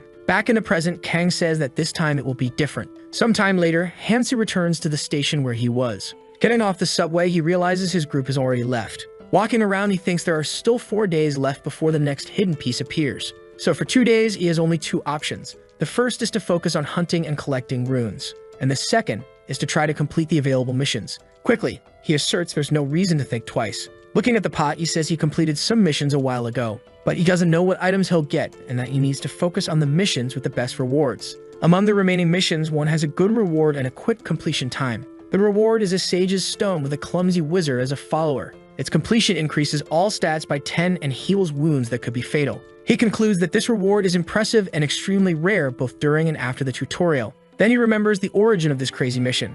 Anvi Arin is a member of the Death Squad who was dragged to this place as a volunteer in a prison. From what he's heard, the people she trusted the most were always with her. However, as soon as it all started, she was betrayed and her fury awakened her powers. For 7 days, she mercilessly killed everyone in the place. After this event, she sought to end her own life, and thus the mission began. Remembering this, he thinks he should skip this mission as it conflicts with his goal of saving whoever he can. Knowing Meg is approaching, he decides to find the mission that takes the least time and realizes there is one. The reward is the selfish man's food pouch. So he decides to do that mission first. But before anything, he needs to make sure he has enough stamina and will focus on ensuring that tonight. Arriving at an empty diner, he wonders if he should eat first. Sometime after eating, he sees a hole in the ground, already knowing who made it. He says the moon will rise soon, and yet they had the audacity to do this. Excited, he decides to test their courage. Meanwhile, in the center of a city, some men are packing something. Watching from afar is the group from earlier, wondering how these people could steal everything. A girl complains that they were in such a hurry to flee that she couldn't save anything, questioning how they could steal everything, including from her. Nervous, Mi says her group might be strong, but there's a problem. The emo continues saying they are many, and Hansu hasn't returned yet, so they shouldn't act rashly. 2 young people whisper that they've never heard the emo talk so much. Pensive, Mi can't believe they found the convenience store and thought she'd have more time. The group of thieves begins to hurry. Sun Ho is with them and waves at the youngsters. The group then notices the eye contact. The blonde asks if he just waved, and Tag explains that they're trying to provoke them. He says they don't need to respond and should just leave. Walking away, he says they need to find more supplies elsewhere. However, deep down, he's irritated, wondering why that guy waved since he's been doing a good job. Going back in time, Tad approached the group of thieves, saying that since they needed food, they should try the subway. Revealing himself as a traitor, the blonde says he'll show them the way to the subway so they can take everything. The plan is to make Hansu fight these guys for the food and ask for his help since there are too many of them. Sun Ho asks why he should trust him and says he must be plotting something with Hansu. The blonde grabs the guy by the shirt, telling him to follow him. Irritated, Sun questions if he doesn't know how much his brother helped him, but a fist comes close to his face. Tat ends up landing a hard punch on his face, throwing the man to the ground. With a frightening look, he says the 3 of them are weaklings and he wouldn't trick them. Bleeding from the nose, the man just listens. He continues, telling them to think about it because it's an opportunity. Back in the present, the 5 are gathered in a house. The girl sees Hansu and calls out to him. Relieved, she thinks he just came back, and that alone makes her feel more at ease. Happy, the blonde thinks there's no way to know it was him, so there's no need to be nervous. Even if they find out it was him, he can just make up some story. Mihi says that when they were behind Jizin and Youngyu, the guys took everything from the store, and Kang says he already knows. Then he asks how much food they have left. She responds that they don't have much and that they tried to take as much as possible. Intervening in the conversation, Tae says it just happened, and now they can just steal everything back, saying that it'll be hard for Hansu to fight all of them alone. Kang replies that they should eat first. Irritated by the response, the blonde questions if he's mocking him. Slamming the table, he says it doesn't seem fair, asking the hero if he's not ashamed, because the group risked their lives for this food, so he should offer something of equal value. Then he presses, telling him to say something, and if he gives something good, he'll think about it. Nervous, the girl says they brought food for everyone, but he questions if they should just give it for free to the sly guy because the group risked their lives for it, so they should charge. And that Hansu didn't lift a finger to help with it, and someone once said there shouldn't be charity. Hearing all this, Jizin and Youngyu remain silent. With a smile on his face, he thinks that if he brings everyone to his side, he'll get rid of this guy, wanting to see how long he'll act this way. However, the protagonist simply says it's a pity, because he can't give anything in return, and asks how they can make it work. The blonde says he must have plenty of stuff and asks him to share it with the group. In the background, the blonde girl asks what he's talking about. Tae replies that Kang entered his secret place and must have found something good there. Smiling, he says he should share it with the group since they're all going to be traveling together. Offering a cereal bar, he tells them to stop fighting over silly things. Hansu just observes his attitude. With his arms crossed, he responds that Ta has learned well, and Ta tells him not to change the subject. Standing up from the chair, he thinks the blonde wasn't subtle, but that makes sense since he sees the hero as an equal. But he thinks that's not the problem, and that he's not staying with them because he needs the group as their runes won't make a difference. As he walks away, the blonde asks where he's going. In his mind, Kang thinks he came because of errors and that he did what he could. Suddenly, he remembers how Kang Ta acts, and then he can't imagine himself saying that because it's too cringe. Leaving, he tells them to take care and stay in the shade. Seeing this, Mei and Sang Jin get nervous. The blonde girl intervenes, saying they shouldn't fight and that they've made it this far without needing that. Looking back, she invites Mei to bring Hansu back, but Ta says if the guy wants to leave, fine, and there's no reason to stop him. As he watches the hero walk away, he thinks that he remained arrogant until the end. He continues saying that if they give him something, the sly guy will come back and that they don't need him. Turning around, he asks Mei what she's doing, asking if she's going to chase after that crazy guy. Approaching the protagonist, she says she's going with him and asks if she can come along. Nervous, she waits for his response. Answering, he says he can't take her with him. She says she understands that. However, Kang tells her once again that the decision to follow him is hers. This response makes the girl excited, but someone approaches from behind them. It's Todd, who says she still hasn't taken her runes from Sang Jin, and in his mind, he thinks he can't let her leave. Sang Jin speaks up, saying it's not a problem, because he's also decided to go with them. Surprised, the blonde puts a hand on his shoulder and asks if he's sure about what he just said. He questions if Sang thinks his father will go easy on his. He continues, saying he accepted the boy when he was nothing and asks if he's forgotten everything. Nervous, the emo asks what the blonde's father will do. He explains that they're stuck in this place and asks how he plans to tell his father. He concludes that none of this matters anymore, because there's no reason to keep listening to the bully like before. As Sang Jin walks away, the blonde is left in shock. Furious, he yells that they can go since the food is theirs anyway and questions if anything will change if they walk to another place. Consumed by rage, he says that in the end, they'll come crawling back. Sometime later, the trio walks through the empty streets. Sang Jin asks if they should have brought more food as they don't have much in their backpacks. The girl agrees while Kang observes a jacket. Putting on the new jacket, he asserts that it wouldn't have made sense. This statement leaves the two quite confused. Feeling great with the new jacket, he says they need to do something and that they should hurry. Nervous, the emo questions what this guy is thinking, because Hansu has the power to do whatever he wants, and if he causes trouble, it won't be worth it. At the same time, Kang affirms that he knows what he's thinking. However, he doesn't judge him since the emo knows nothing about the moon. Breaking the tension, the hero warns that it's almost midnight. Looking up, she asks what that means. Then she realizes something strange. Confused, she points and asks if something's wrong with the moon. The moon appears normal at first glance. However, a bizarre eye has formed within it. It's a giant eye that seems alien. In shock, the girl asks if the moon really opened its eye. Also frightened, Sang asks what's going on, because his food just turned into sand for no apparent reason. Worried, the girl checks her bag to see if it happened to all their food.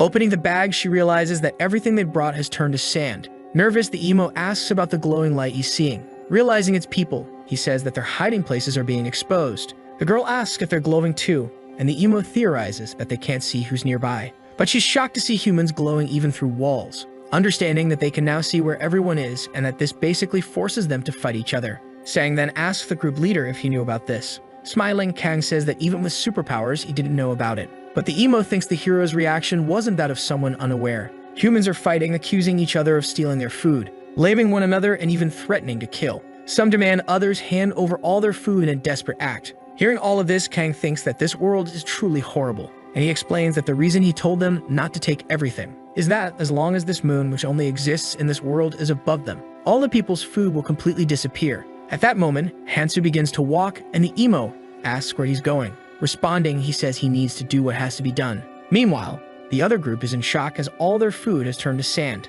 The blonde girl asks what they can do now and if they should search for more food somewhere else. Her companion says that they already taken all the food from the store, and the blonde thinks that the sly guy already knew this would happen. Irritated, he questions if the hero tricked him. Frightened, the blonde girl calls out to Ta's son, telling him to look outside. In the center, several people are glowing. It's those bullies, and Sungho thinks Tai tricked him and starts looking for the bully. Watching through the window, the blonde thinks they don't stand a chance against this group. Suddenly, the girl says they should follow Hansu. Bringing her face closer, she questions if she really wants them to go back to the person who abandoned them. Shouting, she asks what they can do, saying that standing still won't solve anything. Continuing, she says that if they can't find them, they'll go after Hansu and offer their help that way. Her companion agrees, saying that this way they can make peace. Reluctantly, Tad thinks they're right, as a temporary alliance makes sense. Even though he doesn't like it, he sees this as a chance to make Kang owe him one. He then says they're right and they should help the group. Heading outside, he tells them to stay quiet and just follow him. However, something catches on his leg. It causes the bully to fall to the ground.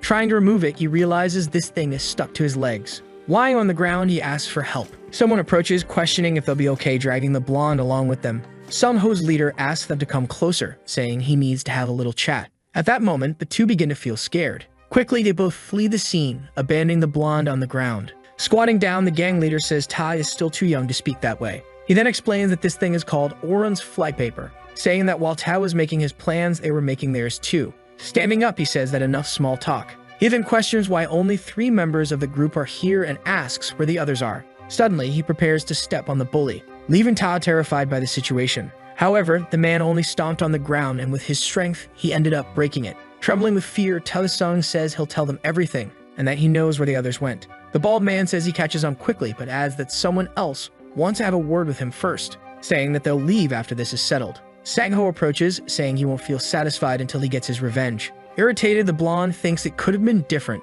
if he hadn't been abandoned. With a maniacal expression, the man says they'll be gentle with the beating they're about to give. Several members of the group start kicking the bully, while he thinks about how he couldn't have been abandoned like this, saying that he'll kill the 2 of them. Elsewhere, the 2 are confused by something. A meal is being cooked in a pot. They both wonder how the 3 can be in this place, as if they're on a camping trip. Nervous, the girl thinks they should have known that the food would disappear. Approaching, she says she arrived just in time and tells them to eat together. After hearing this, the hero begins to stand up. In an instant, he makes a huge dent in the ground with his weapon. The girl is shocked. Chewing on food, he tells her not to cross that line. Irritated, she asks why he's being so childish and says it's Ta's fault. Curious, she asks what he'll do if they cross the line. Smiling, the boy says that based on his power, it won't end well for the 2 of them. The boy, who had been silent until now, says that the little power he has says many things. Responding sharply, Kang says yes, and that right now it will be dangerous with the 2 of them here. Looking back, they're surprised. The bald man's gang has already arrived. With an arrogant expression, the leader just watches.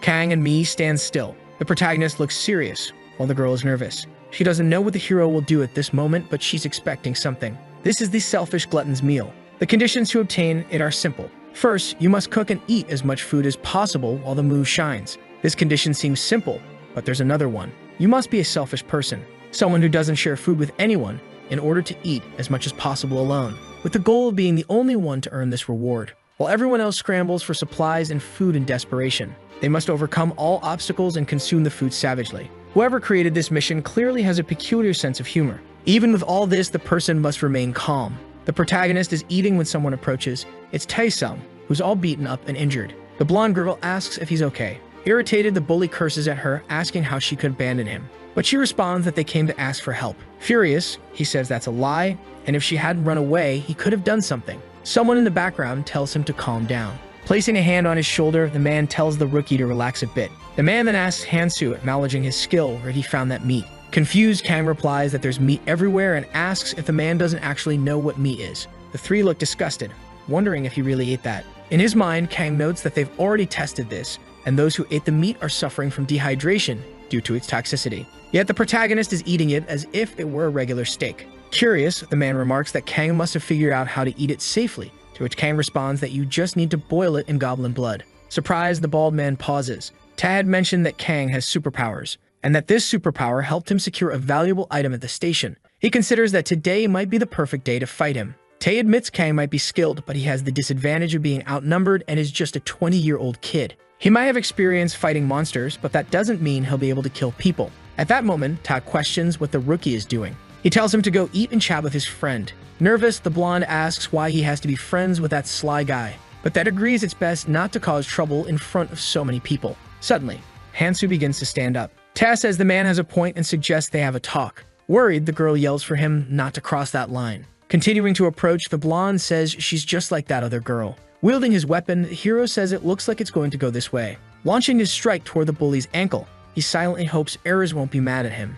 At that moment, Ted doesn't even know what's happening. Then he begins to fall to the ground. Lying on the ground, he starts questioning why. He begins screaming in pain, realizing he's missing one of his legs. At this moment, he yells, asking how Kang could do this and calls him crazy. His companions are horrified by the scene. Mi laments the situation while Tae continues cursing, furious that Kang did this just over a piece of meat. Watching this unfold, the emo can't believe it. Desperate, he says the group needs to think carefully because Kang will only get stronger and more dangerous. He says Kang will kill them all to take their runes. He concludes that they need to kill him now as they won't stand a chance if they wait. Nervous, the bald leader orders everyone to prepare. Sang-ho agrees, thinking that now is the best time to fight before Kang becomes more powerful. Confident, he knows the gang has their weapons, and with their bodies glowing under the moonlight, Kang won't be able to escape. In shock, he wonders how a college student could have that look in his eyes and questions what kind of life he's lived. Amidst all this, the hero simply watches. He remembers that Ares and Keldian used to argue even after joining forces. Ares would warn Hansu not to go around making enemies,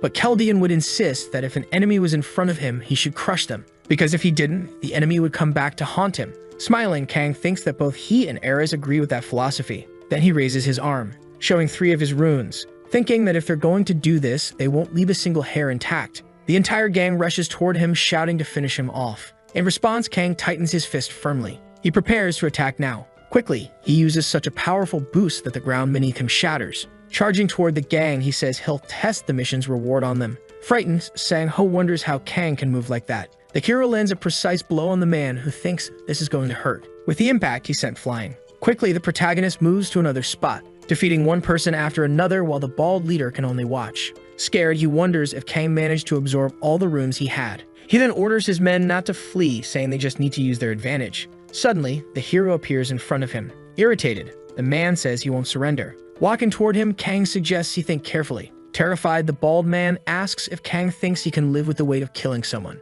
He insists that what Kang is doing is murder. He concludes that this isn't something a kid like him will be ready to handle. Ignoring the man, the hero gets closer. Charging forward with his weapon, Kang unleashes a series of strikes on the bald man, making him fall to the ground as Kang watches from above. With a sharp and cold gaze, he just stares at the man already lying on the ground. All the thugs lie on the ground, gravely injured. The blonde and her companion look on in horror at the scene. With his weapon still embedded in one of the men, Kang asks since they're here if it means they still want to fight. The two exchange fearful glances, deciding to flee without saying a word. After the battle, the protagonist heads toward his group.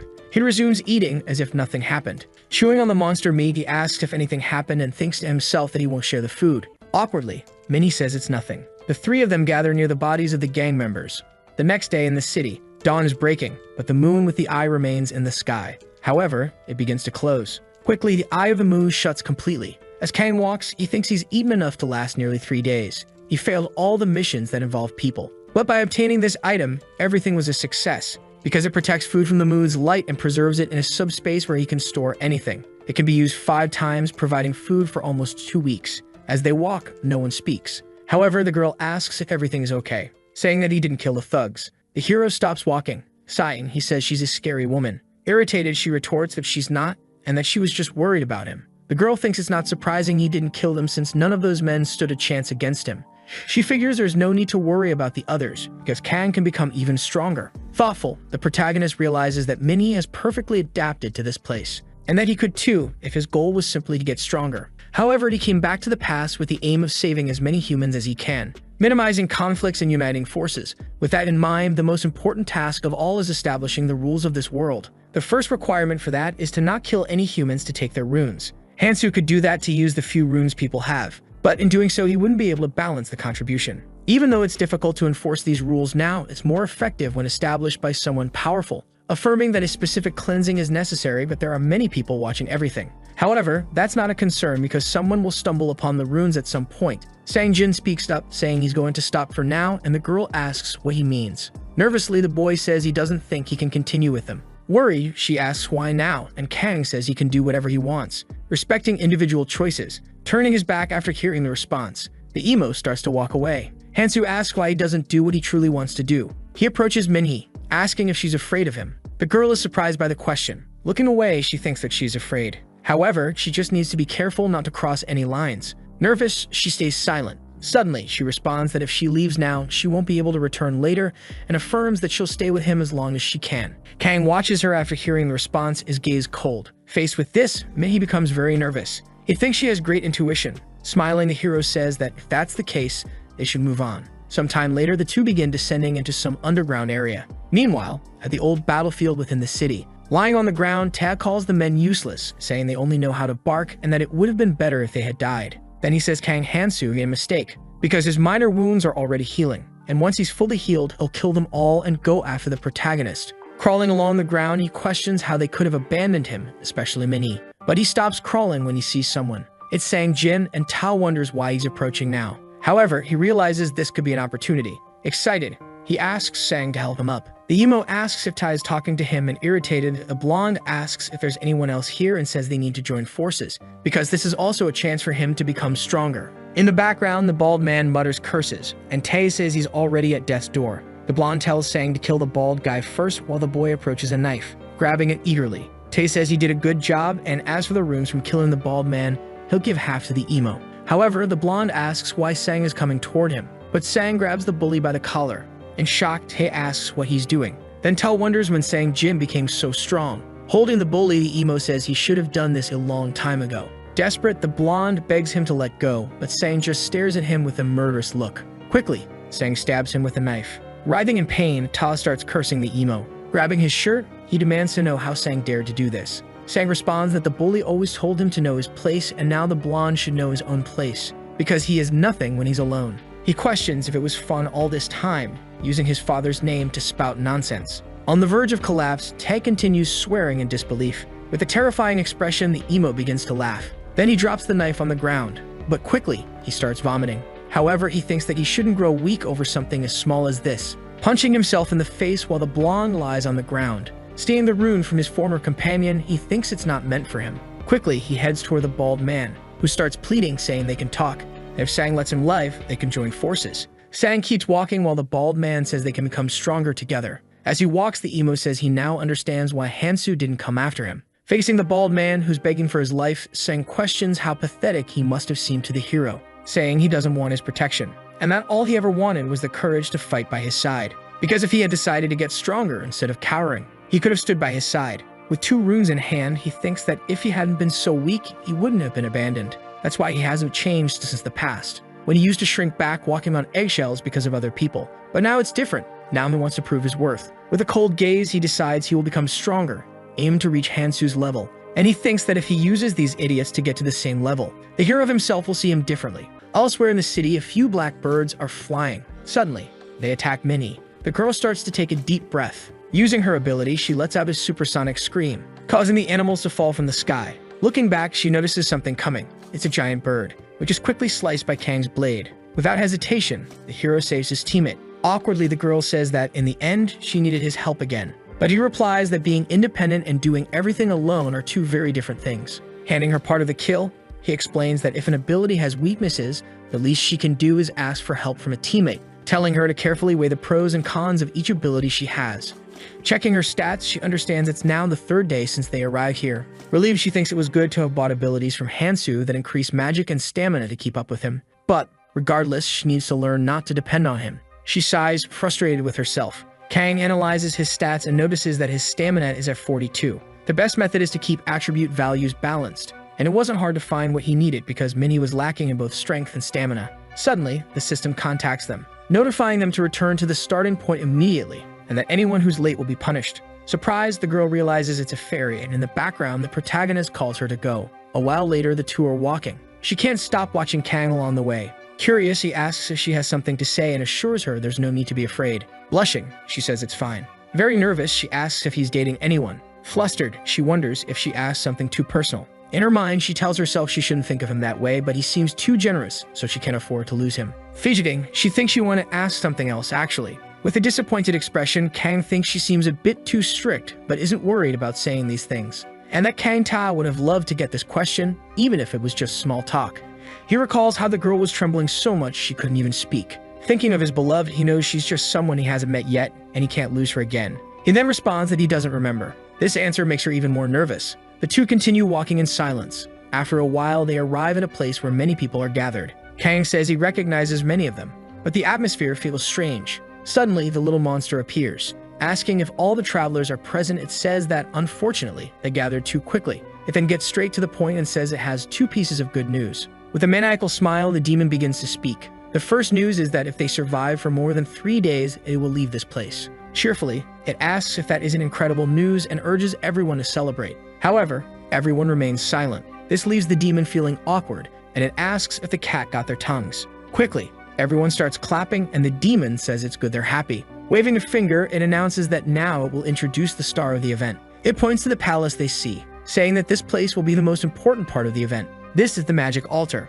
Seeing the building, the girl is surprised and questions the name altar. Continuing the explanation, the demon says there's a little creature inside, a very cute one that's waiting for everyone. Opening its arms wide, it asks if they see it. Introducing the little creature, it says this is the carnivorous beast, and they haven't fed it for an entire day, which shocks the people. Then it says the creature is dying to get out and play a little. With a sadistic grin, it explains that while the altar may seem amazing, it's weak and will soon break. If this little creature escapes, how many will survive? People look around, wondering if they'll have to face this monster if the altar breaks. Laughing, the demon says it's time for the second piece of good news. Lying on a pillow, it explains there's a way to make the beast sleep, and if it sleeps, it won't escape. Then it asks if anyone knows how to make it sleep, but everyone remains silent. Breaking the tension, it says these people are too boring. Changing its tone, it explains that the method is simple, and actually it's just 5 per day, explaining that they just need to sacrifice 5 people per day. Everyone is in shock, and the demon continues, saying there are only 3 days left, so they just need to feed it 3 times. 60 people will remain, and if they do this, a quarter of them will become the creature's dinner. The little monster says it's a take it or leave it situation, and for those who struggle, it shows something. A hologram of another monster appears. People are fleeing from it. The massive creature continues to devour them relentlessly. Unbothered, the demon explains that these are images from another tutorial zone where people decided to fight. At this, people start saying they have no chance against that thing, and that they have only one option. Then someone raises their hand. Nervously, they ask how they're supposed to choose the people. The demon replies with another question, asking how he's supposed to know. He explains that they could use rock, paper, scissors, or fight it out. It doesn't matter, because they just need to stay alive. Showing a timer, the demon says they only have 1 hour to decide. After that, they'll be safe for a day, and then they'll have another hour to choose the next sacrifices. It concludes by saying it hopes they make the right choice. Panic spreads as everyone starts shouting that they're going to die. Minnie looks at the protagonist and asks what he thinks they should do. Closing his eyes, he responds that the damage is already done. That man from earlier speaks up, saying they need to be fair. He suggests drawing lots to select 5 people for the first day and then another 5 for the second. Smiling, someone asks why they should do that. Nervously, the man in the beanie looks behind him. The girl is surprised to see who it is. It's Sang Jin, who questions why they need to be fair. Someone asks what he means by that, and the boy repeats his statement. He's standing with the 2 people from before and questions again why they should be fair. The man says he can't do that when he doesn't even have a plan. Sang Jin asks who said he doesn't have a plan. Placing his hand on a post, he responds that his plan is simple. Instantly, he breaks the post using just his physical strength, startling many people around him. Revealing his plan, he says they'll start by finding the useless ones. With a frightening look, he says they'll sacrifice 5 useless people and asks what they think. The people around him are shocked. Looking at them, he thinks that everyone is focused on what he says, even though he only has one ability. Smiling, he thinks this is wonderful. He then says they can't overthink it, and that 100 people have already disappeared trying to fight the more experienced ones. He questions whether people understand that it will be difficult to do this alone. Perhaps everyone will have to fight as soon as they leave here, so they need to help each other. Looking at the man from before, he says they don't need useless people like him. Sang Jin, with a cold stare, asks if it's not obvious to sacrifice the weakest ones first. He then turns to Hansu and asks what he thinks of this plan. In his mind, Sang Jin reflects that he's not the same anymore and wonders if Hansu has noticed the change. He wants to help him, as he has no intention of being his enemy, because even in this hell, he believes he can start over. But to do that, he needs Kang's help. Sang Jin is certain that Hansu will agree with the idea, thinking it's the only option. However, Hansu responds that it's not a bad method, but then says he has another idea, and if they follow it, everyone can survive without sacrificing anyone. This shocks everyone, including Sang Jin. Nervous, Sang wonders what this idea could be. The man in the red beanie speaks up, saying it's impossible for everyone to fight together, and even if they have the numbers, there's no way to fight a monster that regenerates while devouring more people. Confused, the protagonist replies that no one said they had to fight. Frightened, the man asks what the plan is and if Hansu is planning to fight alone. Exuding confidence, Kang responds that yes, he will. This answer irritates the others. They question how he can fight that thing on his own. Suddenly, another man speaks up, saying they're not fighting goblins, and if they don't defeat it within an hour, they'll all die. Pointing at the timer, he mentions they now have less than an hour left. In the background, Sang Jin remains silent. In his mind, he thinks he would have caught up to Hansu by now. However, he's confronted with the protagonist's strength, which is already enough to face that giant monster. To his surprise, Hansu mentions that he plans to fight the monster, but says it's going to be difficult, making Sang think he's asking for help.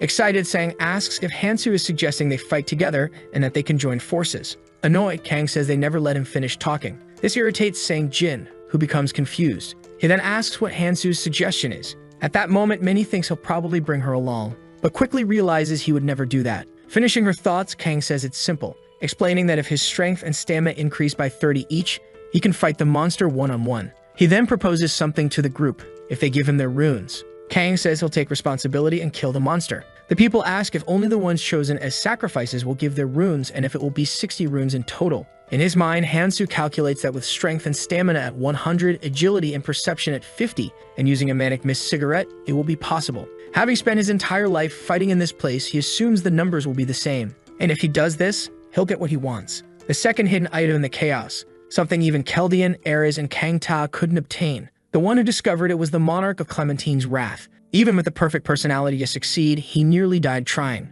So even if someone wants the hidden item, they need to become the strongest possible. Breaking the silence, Hansu says it doesn't matter who gives the runes, and once he reaches the right numbers, he'll enter the altar immediately. He explains that delaying this won't help anyone. Nervous, the bald man says the weaklings will never have enough runes, and if they did, they'd be much stronger. Irritated, he demands the runes from the people and suggests they hold a lottery if they can't decide. However, someone calls him selfish, catching his attention, and he angrily asks what they said. A muscular man with long hair speaks up, saying the bald guy would be the first to be thrown on the altar if they were following the weakest first rule, questioning why they should give up their runes. He explains that the gap between the first and last place is huge. Staring down the bald man, he asks if the reason is that he has too few runes. Smiling, he says it's obvious the bald man is weak and would only try to run away. Irritated, the bald man demands to know who the muscular man thinks he is to talk to him like that. But the long-haired man warns him not to show his claws or he'll break every bone in his body. Frightened, the bald man asks if everything comes down to strength for him, saying that he can't even respect his elders. He then questions if they don't live in a democracy. As the muscular man approaches, he agrees, saying that's true, so they should vote. He tells the bald man to either hand over his runes and live another day or offer himself as a sacrifice, and that the vote will be secret, asking what the old man thinks. Kang steps closer to the bald man. Nervous, the older man says that Kang is strong and could easily take the runes from the muscular guy. He then suggests killing some of the stronger people, but before he can finish his sentence, someone punches him, asking if he wants to die. The man in the red beanie delivered the punch, and the old man responds that he doesn't want to die because he has a family. Then someone suggests throwing the old man in first because if the monster isn't satisfied, everyone will die. At that moment, Kang sighs, watching the chaos unfold. He thinks to himself that they never learned to retreat. Soon enough, they'll need to address this problem. As everyone argues and fights, Hansu calls for silence. Extending his hand, he explains the options they have. He tells them they have 5 options in total, and this is the ranking of the weakest here. In the background, someone exclaims that this is impossible. People shout, asking if Kang is suggesting they all sacrifice themselves. They curse at him while the hero simply smiles, exuding confidence. Time passes, and now less than 30 minutes remain before the event begins. Minnie stands alone in front of the altar, staring at it, unsure of what to do. Suddenly, Sang-jin appears, telling her that if she's going to act like this, she should go with him. He says Kang might allow her to join him. Blushing, she asks if he even knows how Hansu operates. The emo becomes frustrated with this response. The girl admits she wanted to go with Hansu, yes, but she can't just follow him aimlessly. At that moment, Sang realizes that he would be left behind no matter what and asks if she'll wait for him. Quickly, the girl responds no, explaining that the hero would get mad at her if she did, and that it wouldn't be any different from the others who rely on others. Everyone is panicking and Kang questions what they were doing about the others who were busy elsewhere, saying he doesn't care if they were resting, but now they'll have to face the consequences. He explains that they weren't left behind because they were weak. It's their weakness that kept them from catching up. He asks if they really thought he'd pat everyone on the head and take care of them. Then he says that if they want to live, each of them must give him 2 runes. Kang tells Minhee that this is all he can offer and that she can repay the rest after hunting for 3 days. Extending his hand, he says they can make up for it. Back in the present, Minhee says that Hansu always keeps his word, so he'll handle everything himself. And because of that, she needs to hurry and wonders if she can still catch up to him. Sang tells her she could come with them, saying that the others would love to have her in the group. Smiling, the girl thanks him but says it's not the right time for that, promising to answer later. She starts to walk away from him. Watching her, the emo thinks he doesn't need to see her fighting to know that she's even stronger than before. Trembling with frustration, he says he needs to show something too because he's still not good enough. He needs to prove his worth. Suddenly, the muscular man calls out to him, saying they need to talk. With a deadpan expression, Sang asks what he wants. One of the men asks why Sang is so tense. The man explains that his subordinate is a bit shy and introduces himself as Park Sayal. Pointing behind him, he asks if Sang is the leader of that group and suggests they have a leader-to-leader chat. However, the emo questions this title, explaining that they're just friends and that the people follow him. Park says that that's what makes a leader and that Sang must be impressive, seeing how strong they've become, making Sang feel awkward. Park mentions that he noticed Sang knows that guy Hansu.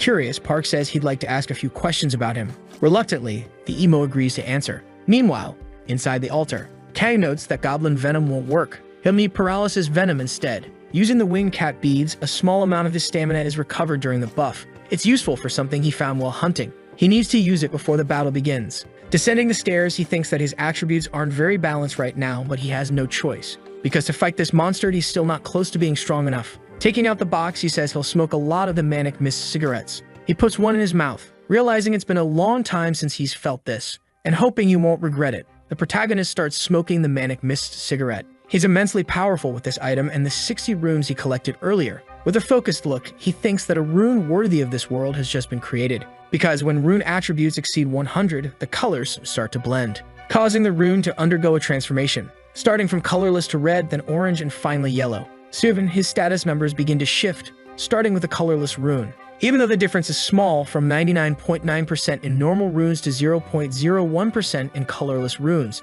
the transformation has begun. As the battle unfolds, Kang realizes that the higher the level, the greater the difference in abilities. He knows this monster wouldn't normally appear in the first tutorial, so a colorless rune should be enough to handle it. With his weapon in hand, he states that the essence of a troll would be enough to crush this creature. He prepares to attack. Rushing forward, Kang mentions that only one person has succeeded in obtaining this hidden item so far. Since arriving in this hellish place, the first thing he noticed was that the more impossible something seems, the better the reward. Charging from above, the protagonist goes all out to strike the giant monster. Suddenly, some people begin to pass through the portal, entering the altar. Park, one of the other leaders, asks what Sang Jin is doing and tells him to hurry inside. Sang Jin begins to enter the altar as well. Smiling, the other leader asks if it wouldn't be better to bring his friends along too. Sang Jin responds that it would be. He then tells them to hurry up and help Hansu. In this world, there are racial skills. Monstrous races, like carnivorous beasts, are born with these skills. The carnivorous beasts use two specific racial abilities. Quickly, the monster tries to strike the protagonist, who manages to dodge.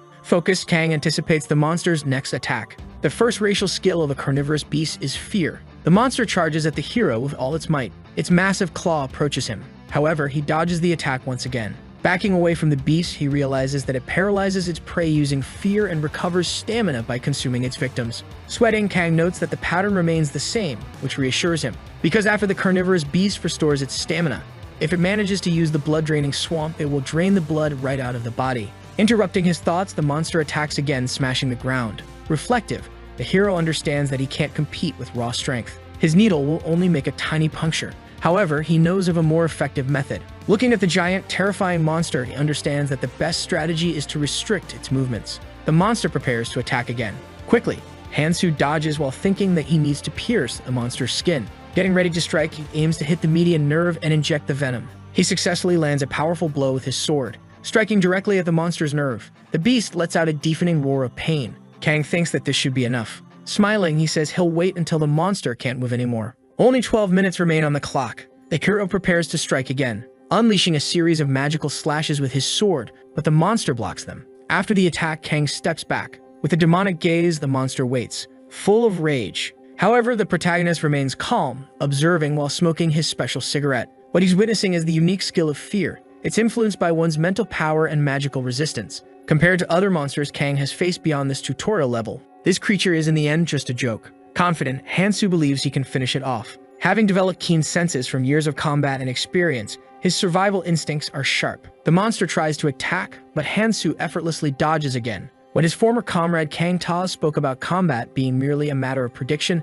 the hero laughed at him, but now he understands what he meant. He can predict the monster's next move. He knows where it will move and where it will strike, allowing him to dodge again. Even with this ability to anticipate the monster's attacks, it's still not easy. Hansu admits that without increasing his stamina and strength, he wouldn't have been able to attack and evade the monster. Either way, fighting inside the altar was the right decision, considering the amount of time left and the limited resources. The other group watches and realizes that the hero can't be underestimated. The long-haired man comments that he can't believe what he's seeing, while his leader laughs, saying Kang looks pretty relaxed. In the background, Sang-jin observes as the two discuss how it seems Kang didn't even need the runes, and they were likely extorted. Then the leader says they just need to stick to the plan, and his companion agrees, saying they should descend quietly. From afar, Sang-jin shouts, announcing that they've come to help. Surprised, the protagonist looks over. But Sang-jin keeps calling out, telling Hansu to wait a little longer, while in the background, Park asks what he's doing, placing a hand on Sang-jin's shoulder. Park reminds him they agree to descend quietly, and the emo replies that Hansu needed to know they were there. Nervously, Park warns him that if he keeps shouting, a monster will notice them. Extremely anxious, Park stammers, asking if Sang-jin hadn't thought of that. Turning away, he mutters that the emo is an idiot. Smiling, Sang-jin simply apologizes. Down below, Kang is impressed with how much the boy has changed. One of the men comments that there might be a setback because of that idiot. However, he assures it's nothing to worry about. He continues, saying that once they take care of the beast, they'll deal with the two of them. In his mind, he realizes that after watching the protagonist fight, he knows that Kang is dangerous. He's not just a regular human, he's a satisfied tiger, a monster only resting because it's content. Nervously, the man reflects that it's not just about strength, because he can't forget what he saw that day. He saw the hero fight against so many alone without hesitation. Upon further reflection, it seems like Kang actually enjoyed fighting. The man concludes that someone as dangerous as Kang cannot be allowed to roam free. Once they eliminate him along with the others, Mei will be under his control. Breaking the silence, the man orders his subordinate to go down and see what's happening. At this rate, there won't be anything left to worry about as the beast's movements are slowing down. Worried, Jin watches the group's conversation from a distance. Suddenly, he begins smiling to himself. Suspicious, the long-haired man comments that the idiot has gone quiet for a reason. However, something grabs everyone's attention. They feel the staircase trembling. Seeing an explosion above their heads, they shout that everything is going to collapse. Everyone starts falling in a panic. On the ground, the man wonders how it's possible that the stairs collapse out of nowhere. Thinking they've already been caught, he admits it's been exhausting. The beast is now standing right in front of the group, staring at them with a look of hatred. Moreover, the pressure on the first floor is entirely different from that of the upper floor. The group watches the monster in terror. Nervous, Park considers attempting a surprise attack, but wonders where Hansu is gone. Seeing the hero step out, the long-haired man questions what he's doing. Sweating in fear, the leader asks if the hero isn't supposed to help, saying that with the group's help, they could finish it quickly. For a brief moment, he wonders if the hero is about to give up. In response, Kang merely bites down on his cigarette. Looking at them with disdain, he says he would have helped, but the man messed everything up, and now the monster will recover all its stamina. Glaring at them, he thinks he barely managed to dodge the attacks because of the distraction. He affirms that this group won't be able to handle the situation. Holding the venom, he reflects that once the beast devours the group, it'll be difficult to find it again. He'll have to prepare for another attempt. Climbing the stairs, he tells the man to try handling it on his own if he wants. From below, the men shout, asking if he's really going to run away. In shock, the long-haired man comments that it seems like Kang forgot about his friend. Angry, he suggests using the emo as bait and asks where he is. Speaking up, the boy asks who they're looking for. Smiling menacingly, he says he thought everyone had fallen after the explosion. In his mind, the man realizes that this is why the boy had been so quiet and understands that he destroyed the staircase on purpose. Glaring with hatred, he vows to kill him. Mocking him, Jin tells him to go ahead and bets he won't have time for that, because the monster is salivating, waiting for them to freeze in fear. The monster, ravenous, salivates while observing the group. The man notices that the creature is enjoying the situation. But the leader says that if the beast recovers its stamina, the hero will be at a disadvantage. Extremely nervous, he yells that if the hero abandons them, things will only get worse for him. He thinks they need to cooperate with the hero in order to survive. Breaking expectations, the protagonist says they don't need to worry about the monster or the stairs and asks if they didn't come here to sacrifice themselves. Confused, the man doesn't understand what Kang means by this. The entire group starts trembling in fear. They remember what the little demon said about sacrificing 5 people per day, and that only 5 are needed daily to feed the monster. The creature's mouth is already dangerously close to everyone. Suddenly, the monster devours the entire group, while the hero watches from a distance, stating that he has paid his tribute to the spirit of sacrifice. Afterward, he begins walking back into the altar. Approaching the emo, Kang asks why he did it. Saying he knew about the plan to bring those people on purpose, he warns Jin to be careful with his words. But the boy simply responds that he finally understands. He then starts laughing like a madman. With a cold stare, he says that now he knows how to be useful. Changing his expression, he asks Hansu to use him. The protagonist stares at him coldly. Then Kang asks why he should do that, but the boy replies that it's because he knows Hansu has a different goal from the others, which leaves the hero in silence. The boy continues, saying that Hansu always sees beyond the surface and takes action without hesitation. Despite attacking everyone with overwhelming force, Jin observes that in the end, Hansu didn't kill any of them, even though it could hurt him later. Even when the altar appeared, no matter what the others said, Hansu could have easily taken them out with his strength, but he didn't. Jin admits he doesn't understand why Hansu isn't killing people. Nervously, he points out that anyone can see that this isn't the hero's true nature. Hansu remains silent, merely watching. Then Jin speaks again, asking Hansu to use him. He offers to dirty his hands in Hansu's place, and whoever trades places should either take Jin with them or at least let him follow. In response, Hansu laughs. Walking toward Jin, Hansu says he doesn't know. He mentions that how he dealt with things was complicated. Clenching his fist, Hansu admits that this time there was no other choice, and it was the only way to handle the others. Nervously, Jin insists that next time he won't let anything happen to Hansu. Shouting, he promises it will be different and begs for a chance. He explains that people will always try to get in Hansu's way because he stands out too much among them. So, for people to manage on their own, Jin offers to meticulously take care of everyone who gets in the way. That way, Hansu can focus solely on his goal. Most importantly, Jin believes that as Hansu grows stronger, he can become stronger too by following him. In his mind, Jin worries that if Hansu reveals his true goal, he may stop following him. Hansu begins to turn his head, suspicious. He asks what Jin would do if circumstances forced him to stay behind, even if he agreed to the plan.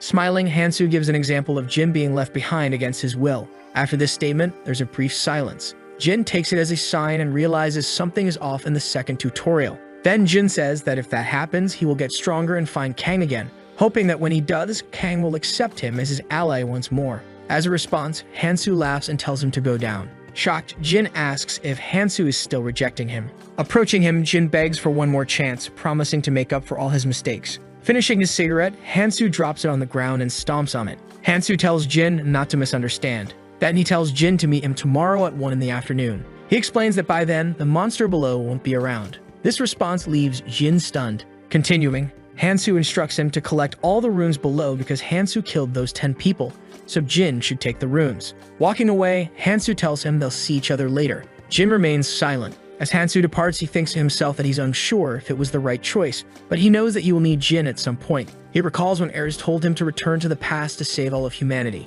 She mentioned that there would be people who would stand in his way and that he needed someone to punish them, a justice enforcer. This enforcer would manage things in his place. It's an essential role not only for Alice, but for every monarch in their world. The monarchs don't dirty their own hands, instead someone else does it for them, helping the monarchs move closer to their goal. With his arms crossed, Hansu originally thought of choosing Eren for the role, but he's now considering giving Jin a chance, though he's uncertain how much he can trust him. He recalls that once the second tutorial begins, everyone will be forcibly scattered, and when that happens, Jin's mindset might change. However, he understands that with some runes and 8 offerings, having a useful enforcer might be worth it. Still, Hansu knows that if this fails, there will be nothing else to do, and for now, his focus is on obtaining the hidden piece, willing to do whatever it takes. He vows to finish things once and for all. He wonders what he needs to accomplish next. Looking at the conditions for the second hidden piece, Hansu realizes that it's simple. Before the carnivorous beast destroys the entire altar and emerges, he must defeat it once and for all. However, this condition seems designed to be nearly impossible to complete. Suddenly, a mysterious magical portal appears in the area. Upon entering the portal, the system notifies that the secret mission has been completed. Hansu approaches a magical object, wondering what he'll find next. As Kang looks at the magical object, he feels a surge of excitement. Placing his hands on it, he realizes that it's the Ring of Nirmaha, the symbol of the Vampire King. Perplexed, he remarks that he can't imagine how the Berserker monarch managed to obtain this. He affirms that this is why no one has been able to claim it before. This is Nirmaha's ring. There are several standards for categorizing the levels of an artifact, but the most important standard is its color. A common artifact can never be more valuable than one with a superior color, although of course there are exceptions. Just as a traveler gradually develops their rune, growth-type artifacts absorb the rune and change color as well. Among all of them, there is one item that stands out as the best to have, the numbered series. Specifically, number 9, Nirmaha's ring. This artifact is symbolic of Clemente. However, despite the name, numbered series doesn't imply that there is only one. In the past, Clemente was the only one to own this artifact. This is why it bears symbolic importance. Through the 8 authorities that originated from this artifact, countless people were torn apart. Kang can't believe he now holds such an artifact in his hands. Gripping the item, the protagonist smiles, acknowledging how valuable it is. Considering how difficult it was to obtain this artifact, he knew it wasn't just some random object that could be tossed aside. But he's still surprised to learn that it belongs to the numbered series. This is Nirmaha's ring, a colorless artifact. The system notifies him that it can unlock an authority. From what he knows, the Ring of Nirmaha has a total of 8 authorities. However, being colorless, he can only unlock 1 authority. The system notifies him that the Authority of Destruction is available. Its ability is to deactivate individual traits and abilities, including passive ones and skills. However, to activate it, you must make direct contact with the opponent. Once the time limit is reached, the effect is automatically suspended.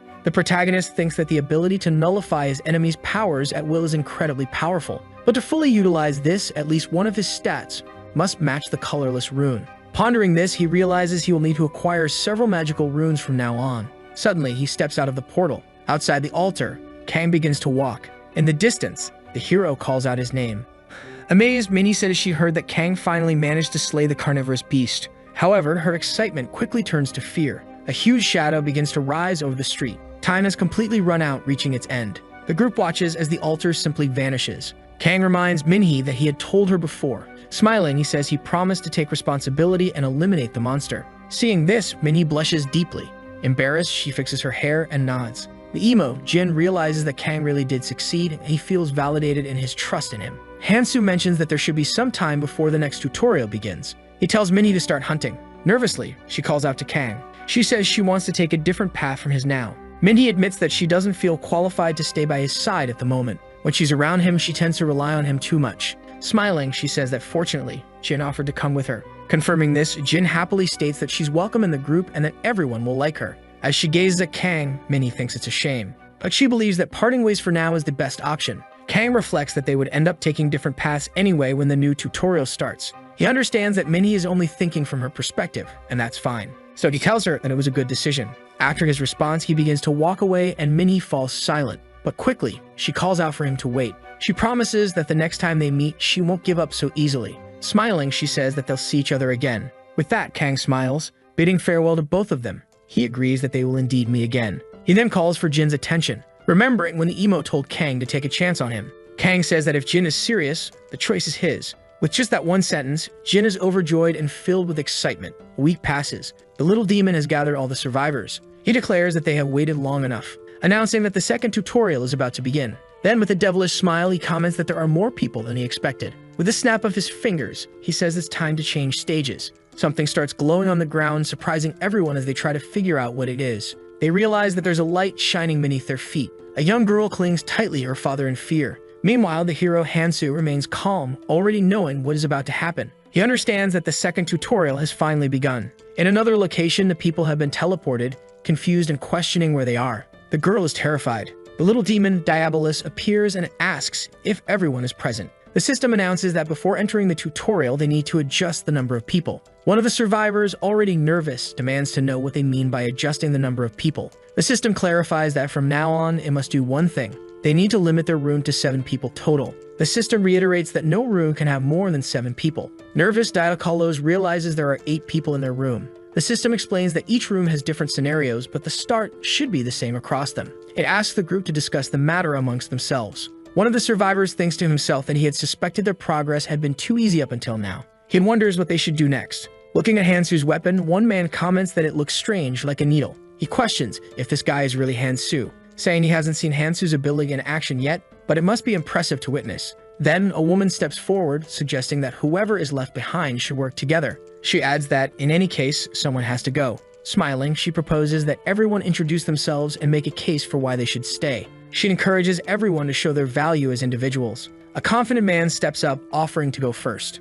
Arrogantly, he presents himself, sure that no one in this room could defeat him. He boasts that he's certainly not someone to be dismissed. Hansu, observing quietly, realizes that the man is using Art Q1. He understands that this is a unique ability that uses magic to enhance one's stats. It also allows the user to empower their weapon with magic, just as this man has done. Art Q1 is definitely a unique and useful skill. Despite this, Hansu knows the man's effectiveness is limited. Still, having a skill like this is better than nothing. The red-haired man continues, claiming that if skill importance is considered, he has the upper hand. Introducing himself as Kangmin, he reveals that he possesses the healing ability. With his arms crossed, another man introduces himself as a combat expert. Frightened, one of the survivors panics, saying they shouldn't kill anyone, pleading for an exception because they are a family. After this, the room falls into silence. The confident man turns to the woman who first suggested the idea of introductions and challenges her to lead by example. Blushing, the girl introduces herself as Jimin. She nervously announces that she'll now demonstrate her ability. The blonde-haired man, trembling, asks why she's getting so close to him.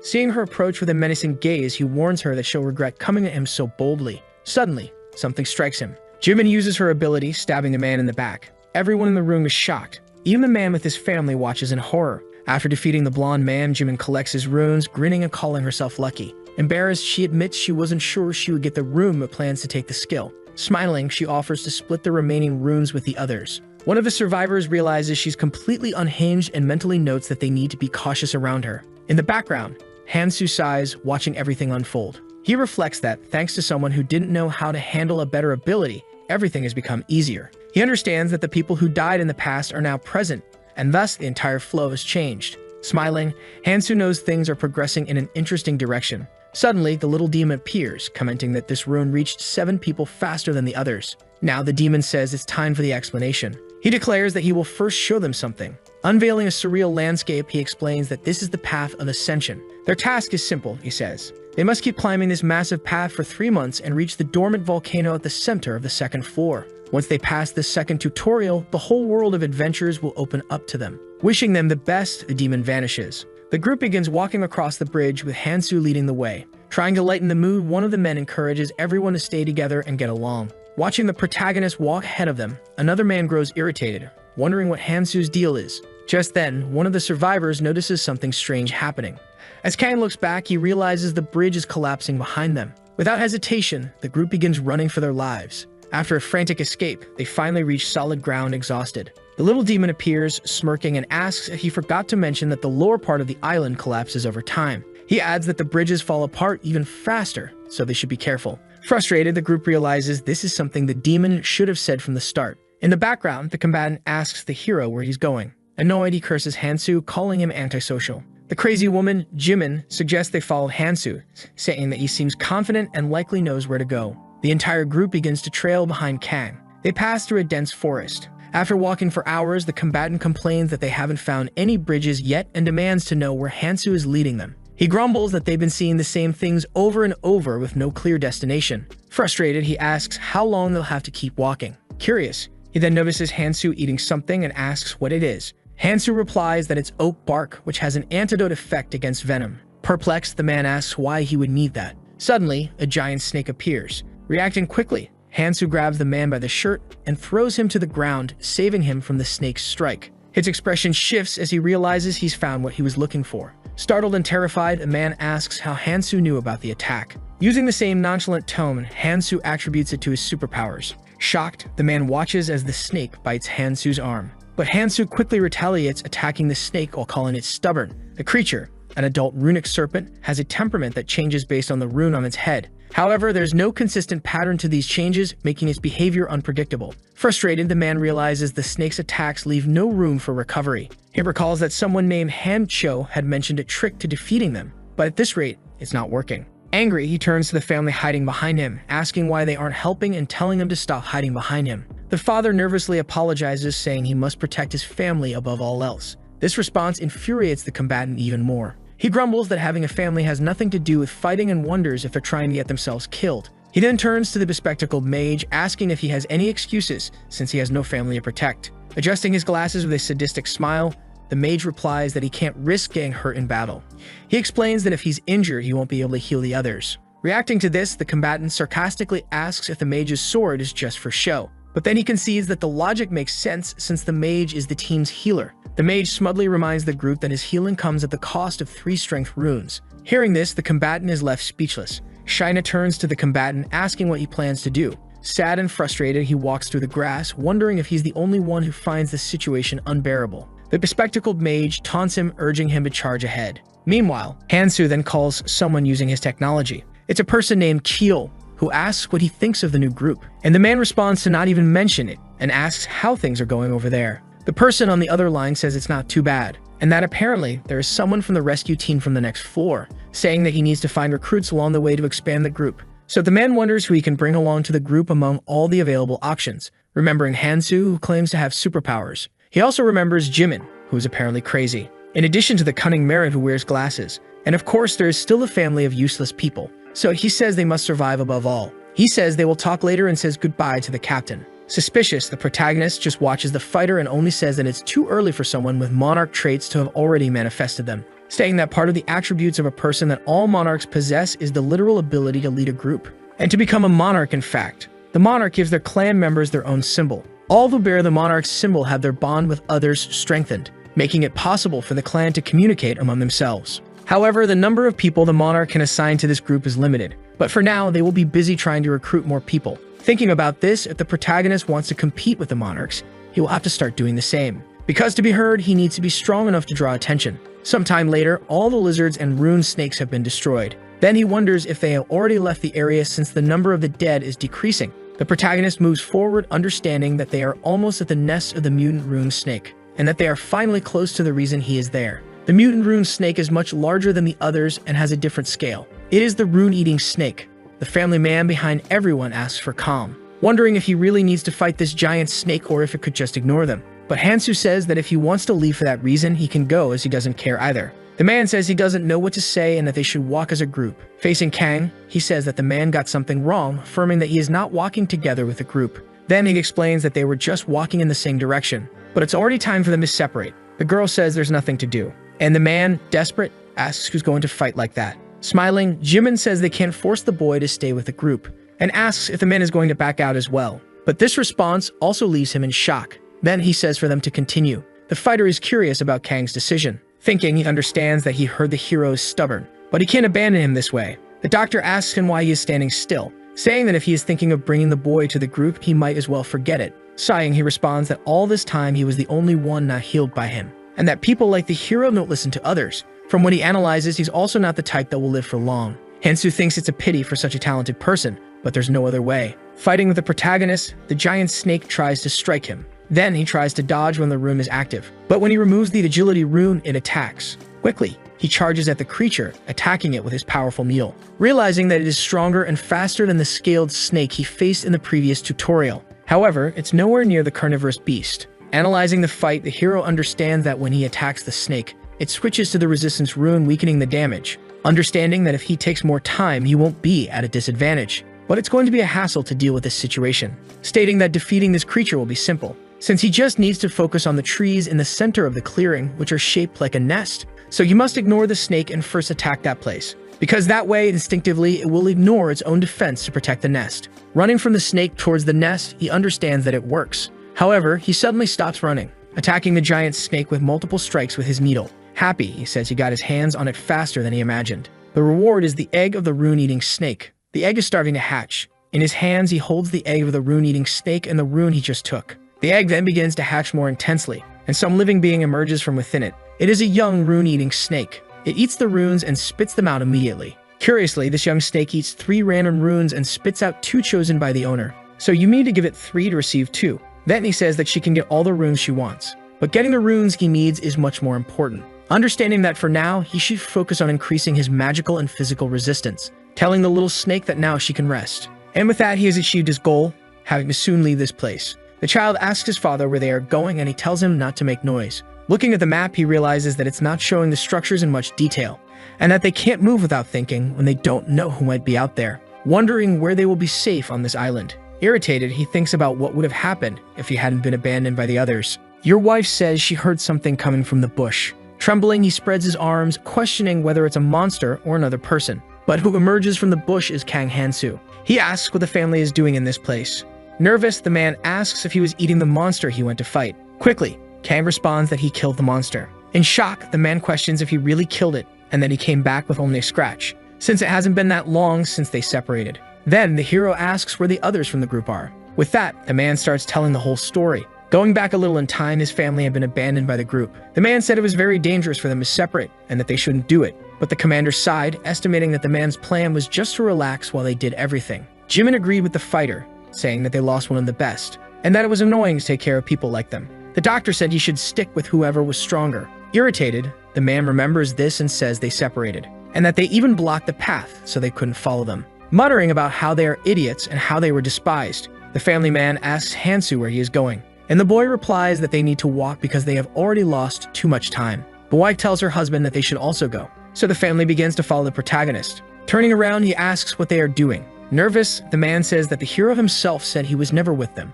and says that this family is just making their own way. Ignoring the response, he thinks he is very straightforward. Then he tells them to do as they please, because he will fight alone anyway. A little while later, he is already annihilating some wild monsters, saying it's very difficult, but because of that, his attributes are getting better and better. After that, he puts his young little snake on the ground to grab the rune, and considers it a good decision to focus on increasing his resistances first before anything else. The snake is eating the life rune of the moment, humming, His attributes are rising a lot, especially his resistances. The hero stares at the knife, thinking about cooking something with the rest of the monsters. The daughter blushes and is very excited to see that Kang is getting stronger and that it's amazing. Then she wonders if they should also fight, but her father says there's no need for that and that just being together is already like a blessing from the gods. So they just need to find a safe place to stay. Then they decide to follow the protagonist. The three of them are running after him, trying to keep up. The girl wonders where he is going now. Then she notices he is entering a tunnel. He is moving forward, fully focused on the tunnel, while the family is also following him, but they are a little scared.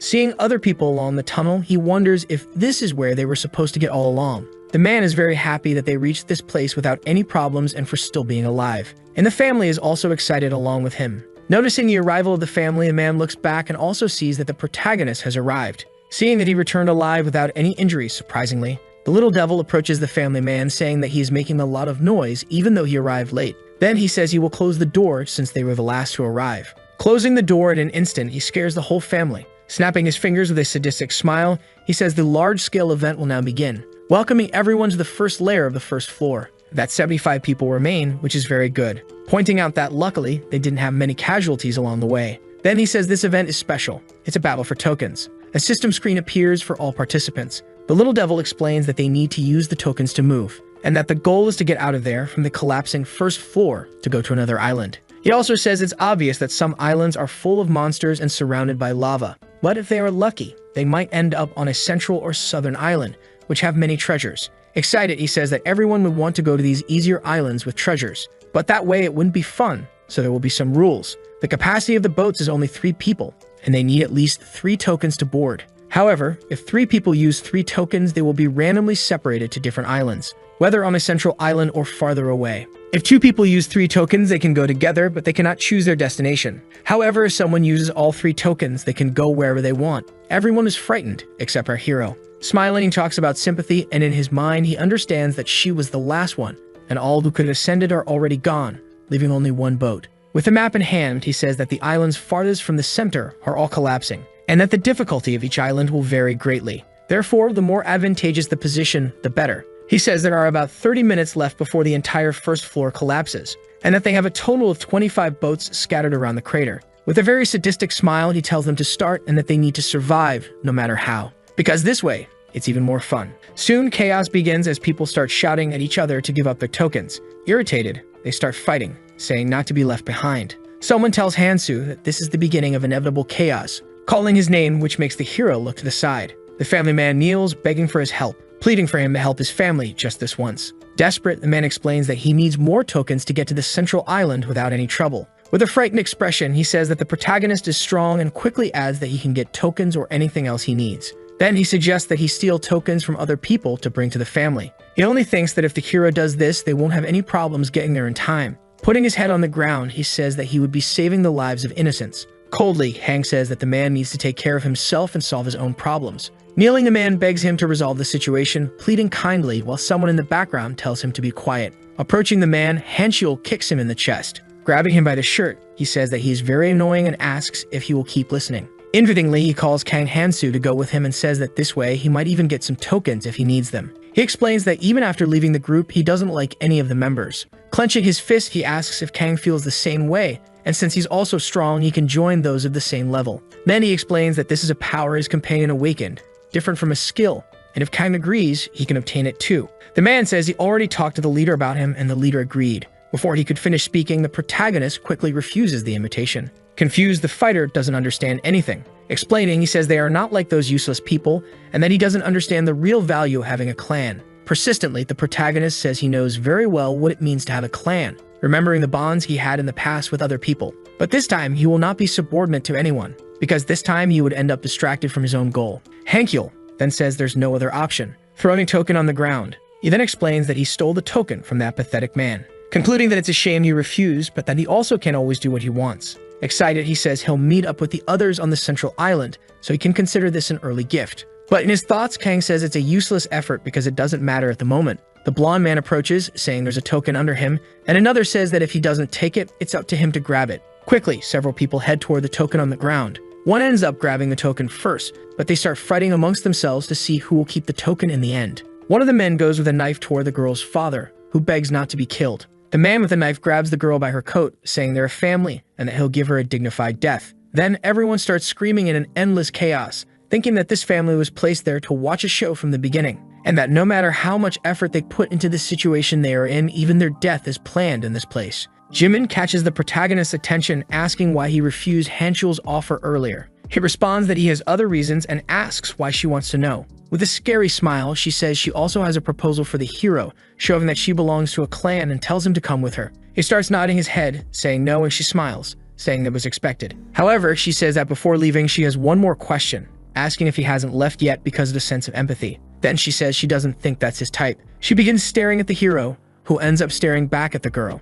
And no one will know what happened down here because those who stayed won't even be able to protect themselves. In his mind, he thinks that all of these people are ones he could have saved at some point. However, in the tutorial, where the fairy's power is immense, he won't be able to save everyone, so he only has one thing left to do. Gripping his weapon, he apologizes to everyone around him, thinking that he knows very well the fate of those who cannot move on to the next island, down below where the sea of poison lies, while the fairy seemed to enjoy watching all the people melt one after another. He could only watch all of this without being able to do anything. So he says people can hate him as much as they want. In his mind, he thinks that instead of suffering while being exploited by them until death, he is being merciful in his own way. Sometime later, he is feeling the breeze inside the boat. The devil says that he is truly incredible, that he didn't expect him to do that, but regrets the fact that it was too easy. Laughing a lot, he says that Kang is a rising star and doesn't need to worry because he won't go gossiping about it. With a sadistic smile, he says he will be waiting for him up ahead. Reflectively, Kang thinks that he won't regret it and that he didn't come back to save everyone, but to win as quickly as possible.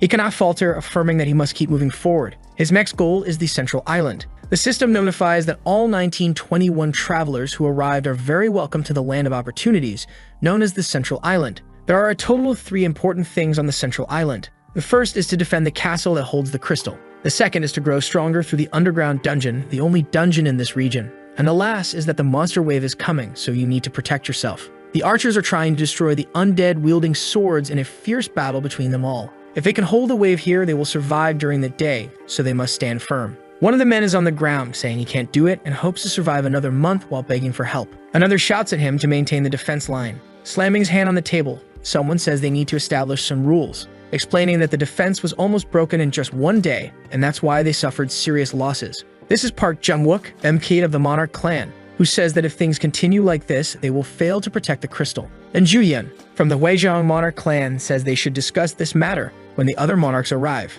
Hong Xia from the Noam Monarch clan comments that the most powerful are already in this place, so it doesn't matter. This is Lee Duktae from the Smog Monarch clan, who asks what they suggest doing. Park says the biggest problem is the lack of strength and defense, and that they need to bring people who are not affiliated with the clan, even by force if necessary. Xia says they have no way to control the unaffiliated travelers, but Park reiterates that they need to deal with them even using force, because a new attack is coming, and they have no guarantee they will be able to hold it off this time. Then the red hair asks if the clan alliance did any recruiting, and that by combining their forces with the outsiders, they could guarantee they would defend themselves. However, the man says they need to consider the number of people going to the underground dungeons because it's a serious problem, since this caused them to grow in numbers, and now they almost have the same number of members as the clan alliance. These gathered people formed a ridiculous group calling themselves the Basement Alliance, and when they started taking action, they were already beyond the control of the clan alliance. So he asks how the clan alliance, a group focused on defense, could deal with these people, suggesting that they send the Force Line clan to the front to the dungeon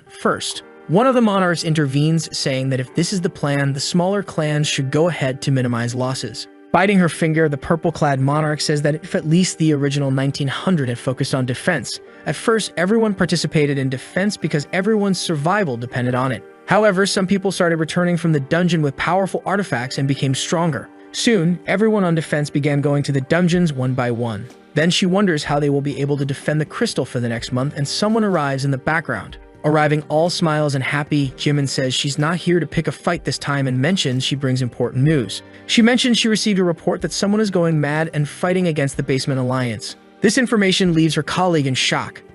Everyone is surprised by what the girl said. Meanwhile, outside, someone is kneeling on the ground, begging for mercy. Quickly, a sharp weapon approaches. It is the protagonist's needle, striking the man's shoulder with full force. With a cigarette in his mouth, Hansu says he's free to go and that starting tomorrow, everyone will fight at the top. Trembling with fear, the man begs him not to come any closer. The man lying on the ground is in shock, realizing he cannot win against the hero, while Kang says he needs his weapon. In the background, a doctor is watching everything, realizing it's Kang Han-soo. One of the men grabs a knife and runs toward the hero. Staring coldly, Kang says that the artifact he's holding is too good for someone without color. Striking him in the chest, he says that's what he deserves. Trembling with the knife in his hand, the bald man wonders if the knife's ability has disappeared because it's not penetrating. In response, Han-soo says that now it's his turn. He strikes the bald man with full force. Then the hero states that it's tiring to fight him while trying not to kill him, and that it's inevitable because in the end he's a valuable resource. Smirking sarcastically, he says there's only one more, but that should be enough. The clan alliance quickly arrives at the scene, shocked, wondering who this person is.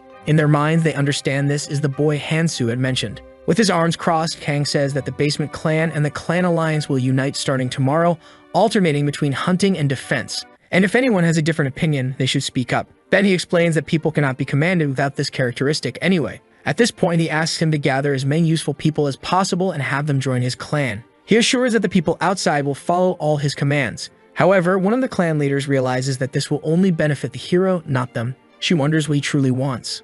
Monarch Lee looks at the girl, questioning what she wants as well. Smiling, the monarch says that someone like the hero, who just arrived and is already causing trouble, must have some hidden interest behind it. Han-soo responds that as long as the basic system rules are set, he has no intention of interfering. However, Lee says that you never know, he might simply change his mind and get rid of the clan alliance at some point. Still, Kang says he's not interested in these debates, but if that's a concern, quickly, the hero disappears from the scene, leaving everyone in the room in shock at his disappearance. Grabbing his sword, the man says it's just a simple invisibility skill and that there's no way the boy left that place. However, Han-soo responds that he could have attacked if he wanted, appearing behind the arrogant monarch, placing a knife close to his neck. The man realizes that it wasn't just a simple trick, but rather a dragon that was confusing his senses. Nervously, the man can't believe he fell for something like this so easily. Then the boy says he got a new item before coming here to join the current trend. Guards quickly arrive at the hall, but Kang says he has no intention of being hostile toward them, telling everyone to do their best according to their positions,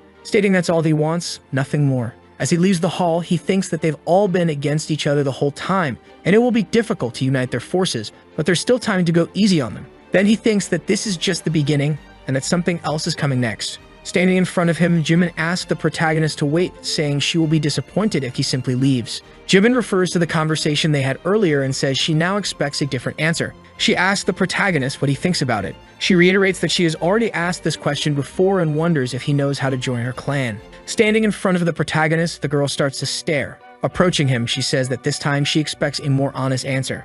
Getting closer, she asks what he thinks and questions whether he doesn't feel lonely traveling alone or if he has someone in mind to accompany him. She explains that she heard he was with a girl named Mi at the station. Observing the protagonist, she understands that he's unresponsive, so she can consider that a no. Being overly friendly, she says it's all good, and that it would be great if they could join her clan. Ignoring her, he starts walking, leaving the girl in complete shock, unable to believe what she's seeing. She says he couldn't even pretend to be listening. Then she curses under her breath as he sighs and walks away. Park's clan is organizing everything after the battle, instructing them to gather the bodies and saying they need more supplies. They mention that people with support skills are also important. Arriving at the scene, someone calls for the surgeon, saying the southern wall is also secure. He responds that's great, and that the wounded should head in that direction while the rest can rest. The man says they managed to keep a consistent defense and that none of the positions were understaffed. However, he reveals that those who joined initially were uncooperative, but in the end, everything worked out. Concluding that thanks to them, they didn't suffer as much damage. The commander states that given their situation, they can't afford to slack off. With that monster guarding the defense line, they had no other option. And it's shocking to see the hero handling so many monsters at once. If this person had a bit more education, they could be recruited by the clan. He thinks that regardless if they continue as they are, they'll be able to handle the opening of the rifts. Suddenly, someone screams that a rift appeared in the sky. Soon, the usual little demon appears. All excited, he asks if they were waiting for him. He asks if they had enough rest over the past 2 days. Park's clan is in shock, realizing the demon's presence can only mean something bad. The demon explains that it looks like they're ready to put real action into practice for the people who are bored. And starting today, demons will appear on the battlefield. Additionally, these demons are very powerful, but the people shouldn't worry too much. He explains that the undead they had been facing up until now didn't drop any rewards. However, by killing a demon, mini crystals will drop. The creature says this is a great opportunity for everyone there, because they can exchange these crystals for some incredible artifacts that are exclusive to this location's shop. Moreover, they can also exchange the crystals for something else, which are tickets to escape the current location. He questions whether they want to escape as quickly as possible. Talking in parallel, 2 men understand that by using the crystals they can escape, and up to 5 people can leave together. The demon concludes, saying they better start collecting crystals. Suddenly, a red portal opens in the sky. A monstrous claw begins to emerge from the portal. It's a giant monster with red eyes and teeth. He's a hulking monster who starts laughing frenetically on his arrival. People scream that he's coming their way. The monster begins walking with a hateful glare. Everyone is terrified, saying someone needs to go forward to see what the monster is like. Quickly, someone bursts into the middle of the crowd, yelling for them to step back. It's the protagonist who leaps high, heading straight for the new demon in the tutorial. He attacks using his new sword infused with magic, but the monster manages to block with one hand. With his free hand, the monster begins to create some sort of power to strike. However, swiftly the protagonist dodges the attack. Then he says it's to be expected of a demon, even if it's a more degraded version. Excited, he mentions that he can't land a critical hit with normal attacks, and that his missed cigarette is also finished. So he needs to enhance his existence defense with the rune-eating snake. However, he realizes his attack power is not enough to defeat it. For now, he will need to make good use of the artifacts he obtained in the dungeon, using the rogue's lightweight boots, which increase the user's movement speed for a total of 1 minute. Deciding to attack it with speed. Wearing the boots, he quickly charges toward the monster and jumps behind it. Apparently, the demon won't be able to react in time. However, reflexively, the demon manages to defend anyway. Kang starts landing several consecutive strikes, but all are blocked by the creature. He is extremely serious in this battle because he cannot afford to be defeated. Without losing his composure, he manages to land a direct hit on the torso. This enrages the demon even more, who unleashes a black shockwave. Anticipating the attack, the hero defends himself using his sword. After that, he is thrown to the ground, causing an explosion with the full impact. With no other choice, he opts to use the power of the Nirmaya ring. This is the power of destruction, which automatically neutralizes any ability of on contact.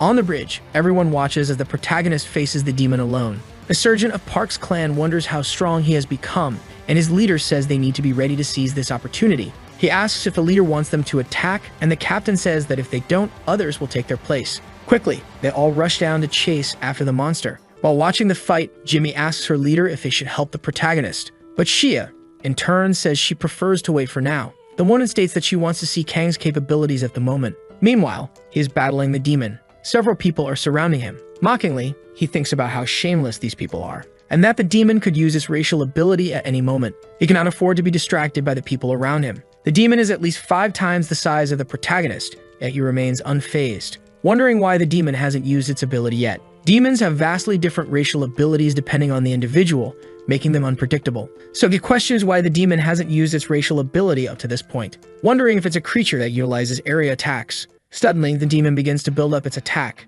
Kang yells for everyone to back off because they cannot handle this demon. The medic says he has a bad feeling about this and asks if they should retreat for now. But his colleague says they need to stay close to land the final blow. With a demonic smile, the monster prepares to attack. Using its racial ability Infernal World, it smashes the ground and causes fire to erupt. In the background, a random person with a glowing shield says that these flames are no match for his new artifact. Obsessed, he says he only needs to land the final blow and the rewards will be all his. However, many flames rise around him. Everyone starts running. They all flee as the man with the shield is killed by the flames. Though everyone is running away at the same time, Kang stands still, waiting for the attack. He begins to activate the ability of his ring, saying that he will try to use the full power of the artifact right now. Attacking the flames directly, he uses his authority destruction ability with his sword. Then people are in shock, wondering if the flames were extinguished just by the hero's attack. The strike was strong enough to crack the ground. People remark that he's a tough one. In his mind, the protagonist states that he is the only person who can fight the demon, because he's the only one who can match this power. Suddenly, the monster charges at him. The two of them are fighting, engulfed in flames. In the background, the red-haired clan leader watches, wondering if the person he's seeing is truly a traveler like all of them, because surely they started off as equals. However, the power gap between them is enormous. He points out that they need some kind of plan, because if things continue this way, the clan alliance will lose all the advantages they gained so far. Sometime later, people are already preparing for the next wave. The girl is leaning against the wall alone. Someone approaches, saying that she's waiting for a certain person, she'd better forget it. Confused by the comment, she asks what he means. It's the fighter, explaining that it's useless to wait because he also waited every day in vain. Changing the subject, she asks who he was waiting for, and he replies that he was waiting for Kang Hansu. Shifting the conversation again, he asks if she's also following the orders of the monarch. With a frightening look, he says that the clan alliance has been very fragile lately and asks if she wants to know the reason. Staring back at him, the girl asks why he's talking about this. Then he asks if it isn't obvious. Suddenly, the man turns to the other side, and she asks what's wrong with him. The fighter says he felt like they were being watched, wondering right now if he's imagining things. Inside a hall, Monarch Lee is observing the two and says it's been some time since Kang Hansu started monopolizing the demons, but he hasn't done anything strange so far. His colleague says they place several members of the clan to monitor the hero. The girl explains that besides defending, hunting demons, and visiting the underground dungeon, Kang Hansu hardly rests. Then she adds that those who haven't yet chosen a clan are constantly fighting with the clan members.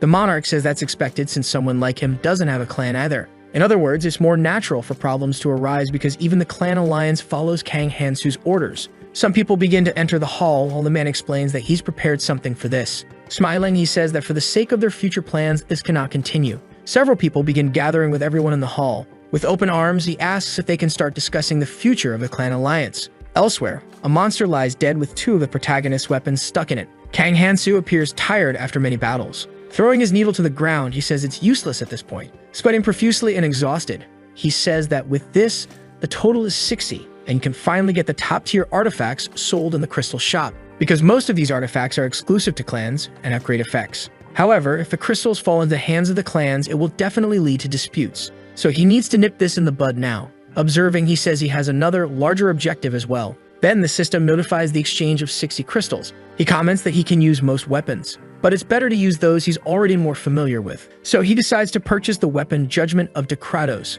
Excited, he says this weapon will make his fights much easier from now on. Spinning the chain with the scythe, Kang Hansu is very pleased. He wonders why not test the weapon now. Quickly, several undead rise from the ground and he prepares to fight. Eager, he thinks that only 10 days remain until the end of the defense battle, and he's very curious to see who will take the initiative with the remaining time they have.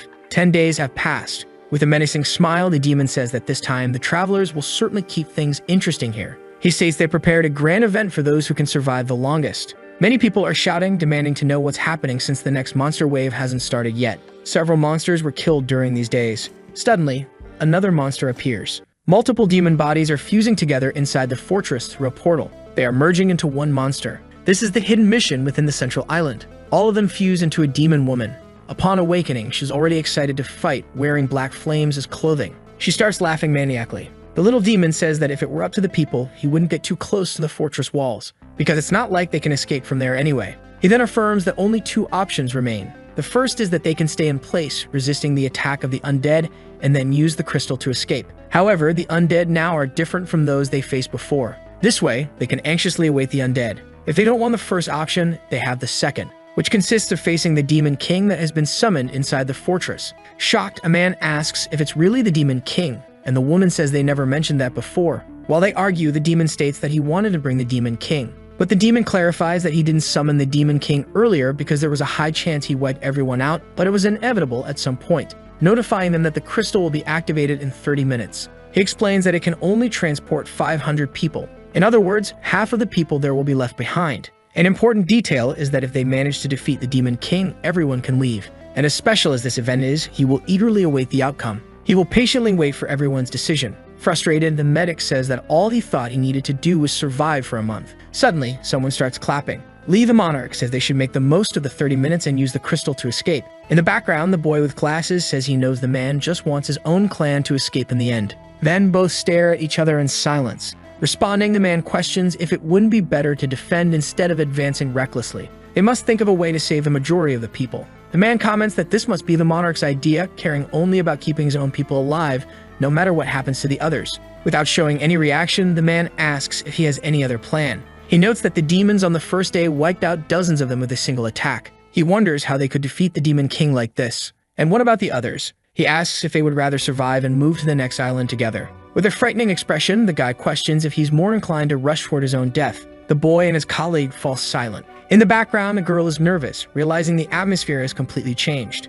But she tries to convince herself that everything will be fine since they are allies with the Smog clan. The protagonist arrives at the scene, affirming that the only way they can escape is by defeating the Demon King. This statement makes the girl even more nervous and confused. The protagonist concludes by saying that logically, only those who survive the battle will be able to get out of here. The man thinks to himself that this guy is interfering again. The monarch comments that the protagonist must be very confident he'll survive. Sighing, Kang remarks that perhaps he will. However, he observes that if they fight for the crystal, it's obvious that at least 500 people will die, if not more. The blonde girl says that in that case, she'll follow him. She says they can't trust the clan leaders, so it doesn't make sense to join the clans right now. Raising their hands in excitement, people say they will fight the Demon King and escape together. Other members of the group arrive, declaring that they will fight alongside Kang Hansu. The earlier person starts getting more nervous, saying that with things going the way they are, they need to stop Kang Hansu right now, because it's important to destroy their morale. If the battle begins, everyone will fight to survive. As she contemplates ambushing him somehow, Kang warns her not to even think about fighting now, throwing his scythe with the chain near the girl, stating that it will be hard for her to deal with the consequences afterward. She becomes absolutely terrified by this warning. The monarch arrives, saying that what they are going to do now is cooperate with each other and resolve any disputes they may have, saying he'll follow his plan for the time being. With a grim look, he says they still have a chance. It seems everyone has already made some sort of decision. However, the hero asks everyone to give him a moment before they do anything. He says he needs to set things right. Then he takes out his new weapon to make an attack, chaining the crystal all at once. He puts pressure on it with the chains to the point of breaking it. This leaves the monarch and his colleague in shock, questioning what he is doing. The protagonist declares that since they're heading to the fortress, they won't need the crystal, because having an escape route would only make everyone weaker. People in the background agree with him, saying they need to focus on the task at hand. Everyone should head south to defeat the Demon King. Breaking the tension, Kang tells them not to follow him, stating they should take care of themselves and fight for their own survival. At that moment, the countdown ends and the test begins. A while later, they enter the Demon King's fortress.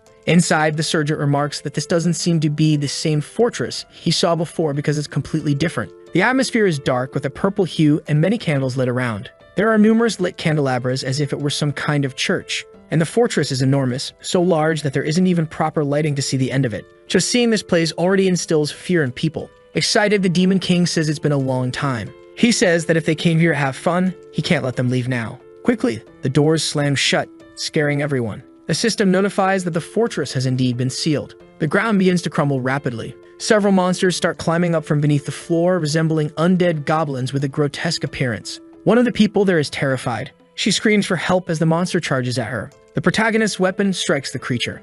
He tells the people not to panic, reminding them that these bastards are no different from the enemies they faced before. Looking at the boy who has fallen and is crying, he tells him to pull himself together and fight them. Deep in thought, he realizes that the real problem lies ahead, because to fight the Demon King, they need to get through all those gates. Suddenly, pillars of fire rise, and Kang warns everyone to step back.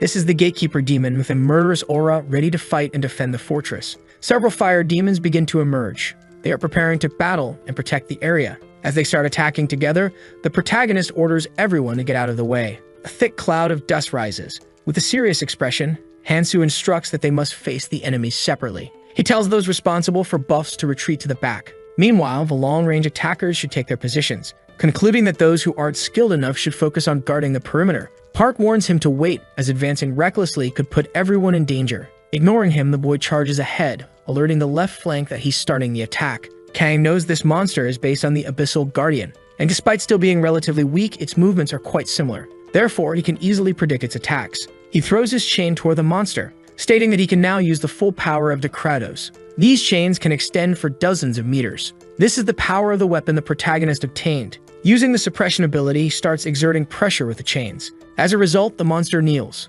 Kang can trap any opponent through his pressure. Draining its magical power, he casts a curse that lowers all of the opponent's stats. Though it drains his own mana, it's not something he can't handle. With a murderous aura, he asks if they're just going to stand there watching. All the fighters are impressed by the protagonist. Leader Park says they can't just sit by and watch. He orders everyone to prepare to attack, commanding his clan to fight for the honor of the group. The other leader says the weaker one should serve as support in the rear, and the team says they'll strike first. All the clans begin working together, attacking in sync. They start firing long-range weapons at the kneeling monster. It seems the monster is gradually losing its strength. However, flames start emerging from its sword. It looks like it's trying to invoke the infernal flame. A massive firepower begins to surge from within, starting to put pressure on the chains of the hero's weapon. Suddenly, the monster manages to stand up. Apparently, its stats have returned to normal. Kang tells them not to stop attacking for even a second, because it's hard to keep standing after all of this. If he focuses on the exact spot, he can finish off the Guardian once and for all. Determined, he charges in full force, channeling an enormous amount of energy and power into his sword. The girl says that's too dangerous and that the flames might render all his attacks useless. But the protagonist ignores her and decides to continue the assault. With his arm completely damaged, he says he needs to get rid of it, because the place where the flames originate is where the ignition stone is located. Without hesitation, he rips the stone out from inside the monster. Then he holds the stone in his hand. One of the onlookers asks what just happened, and Park states that the flames around the demon have completely disappeared. So the video ends here. If you don't want to miss the next part, activate the notification bell, and see you next time on Tob's channel.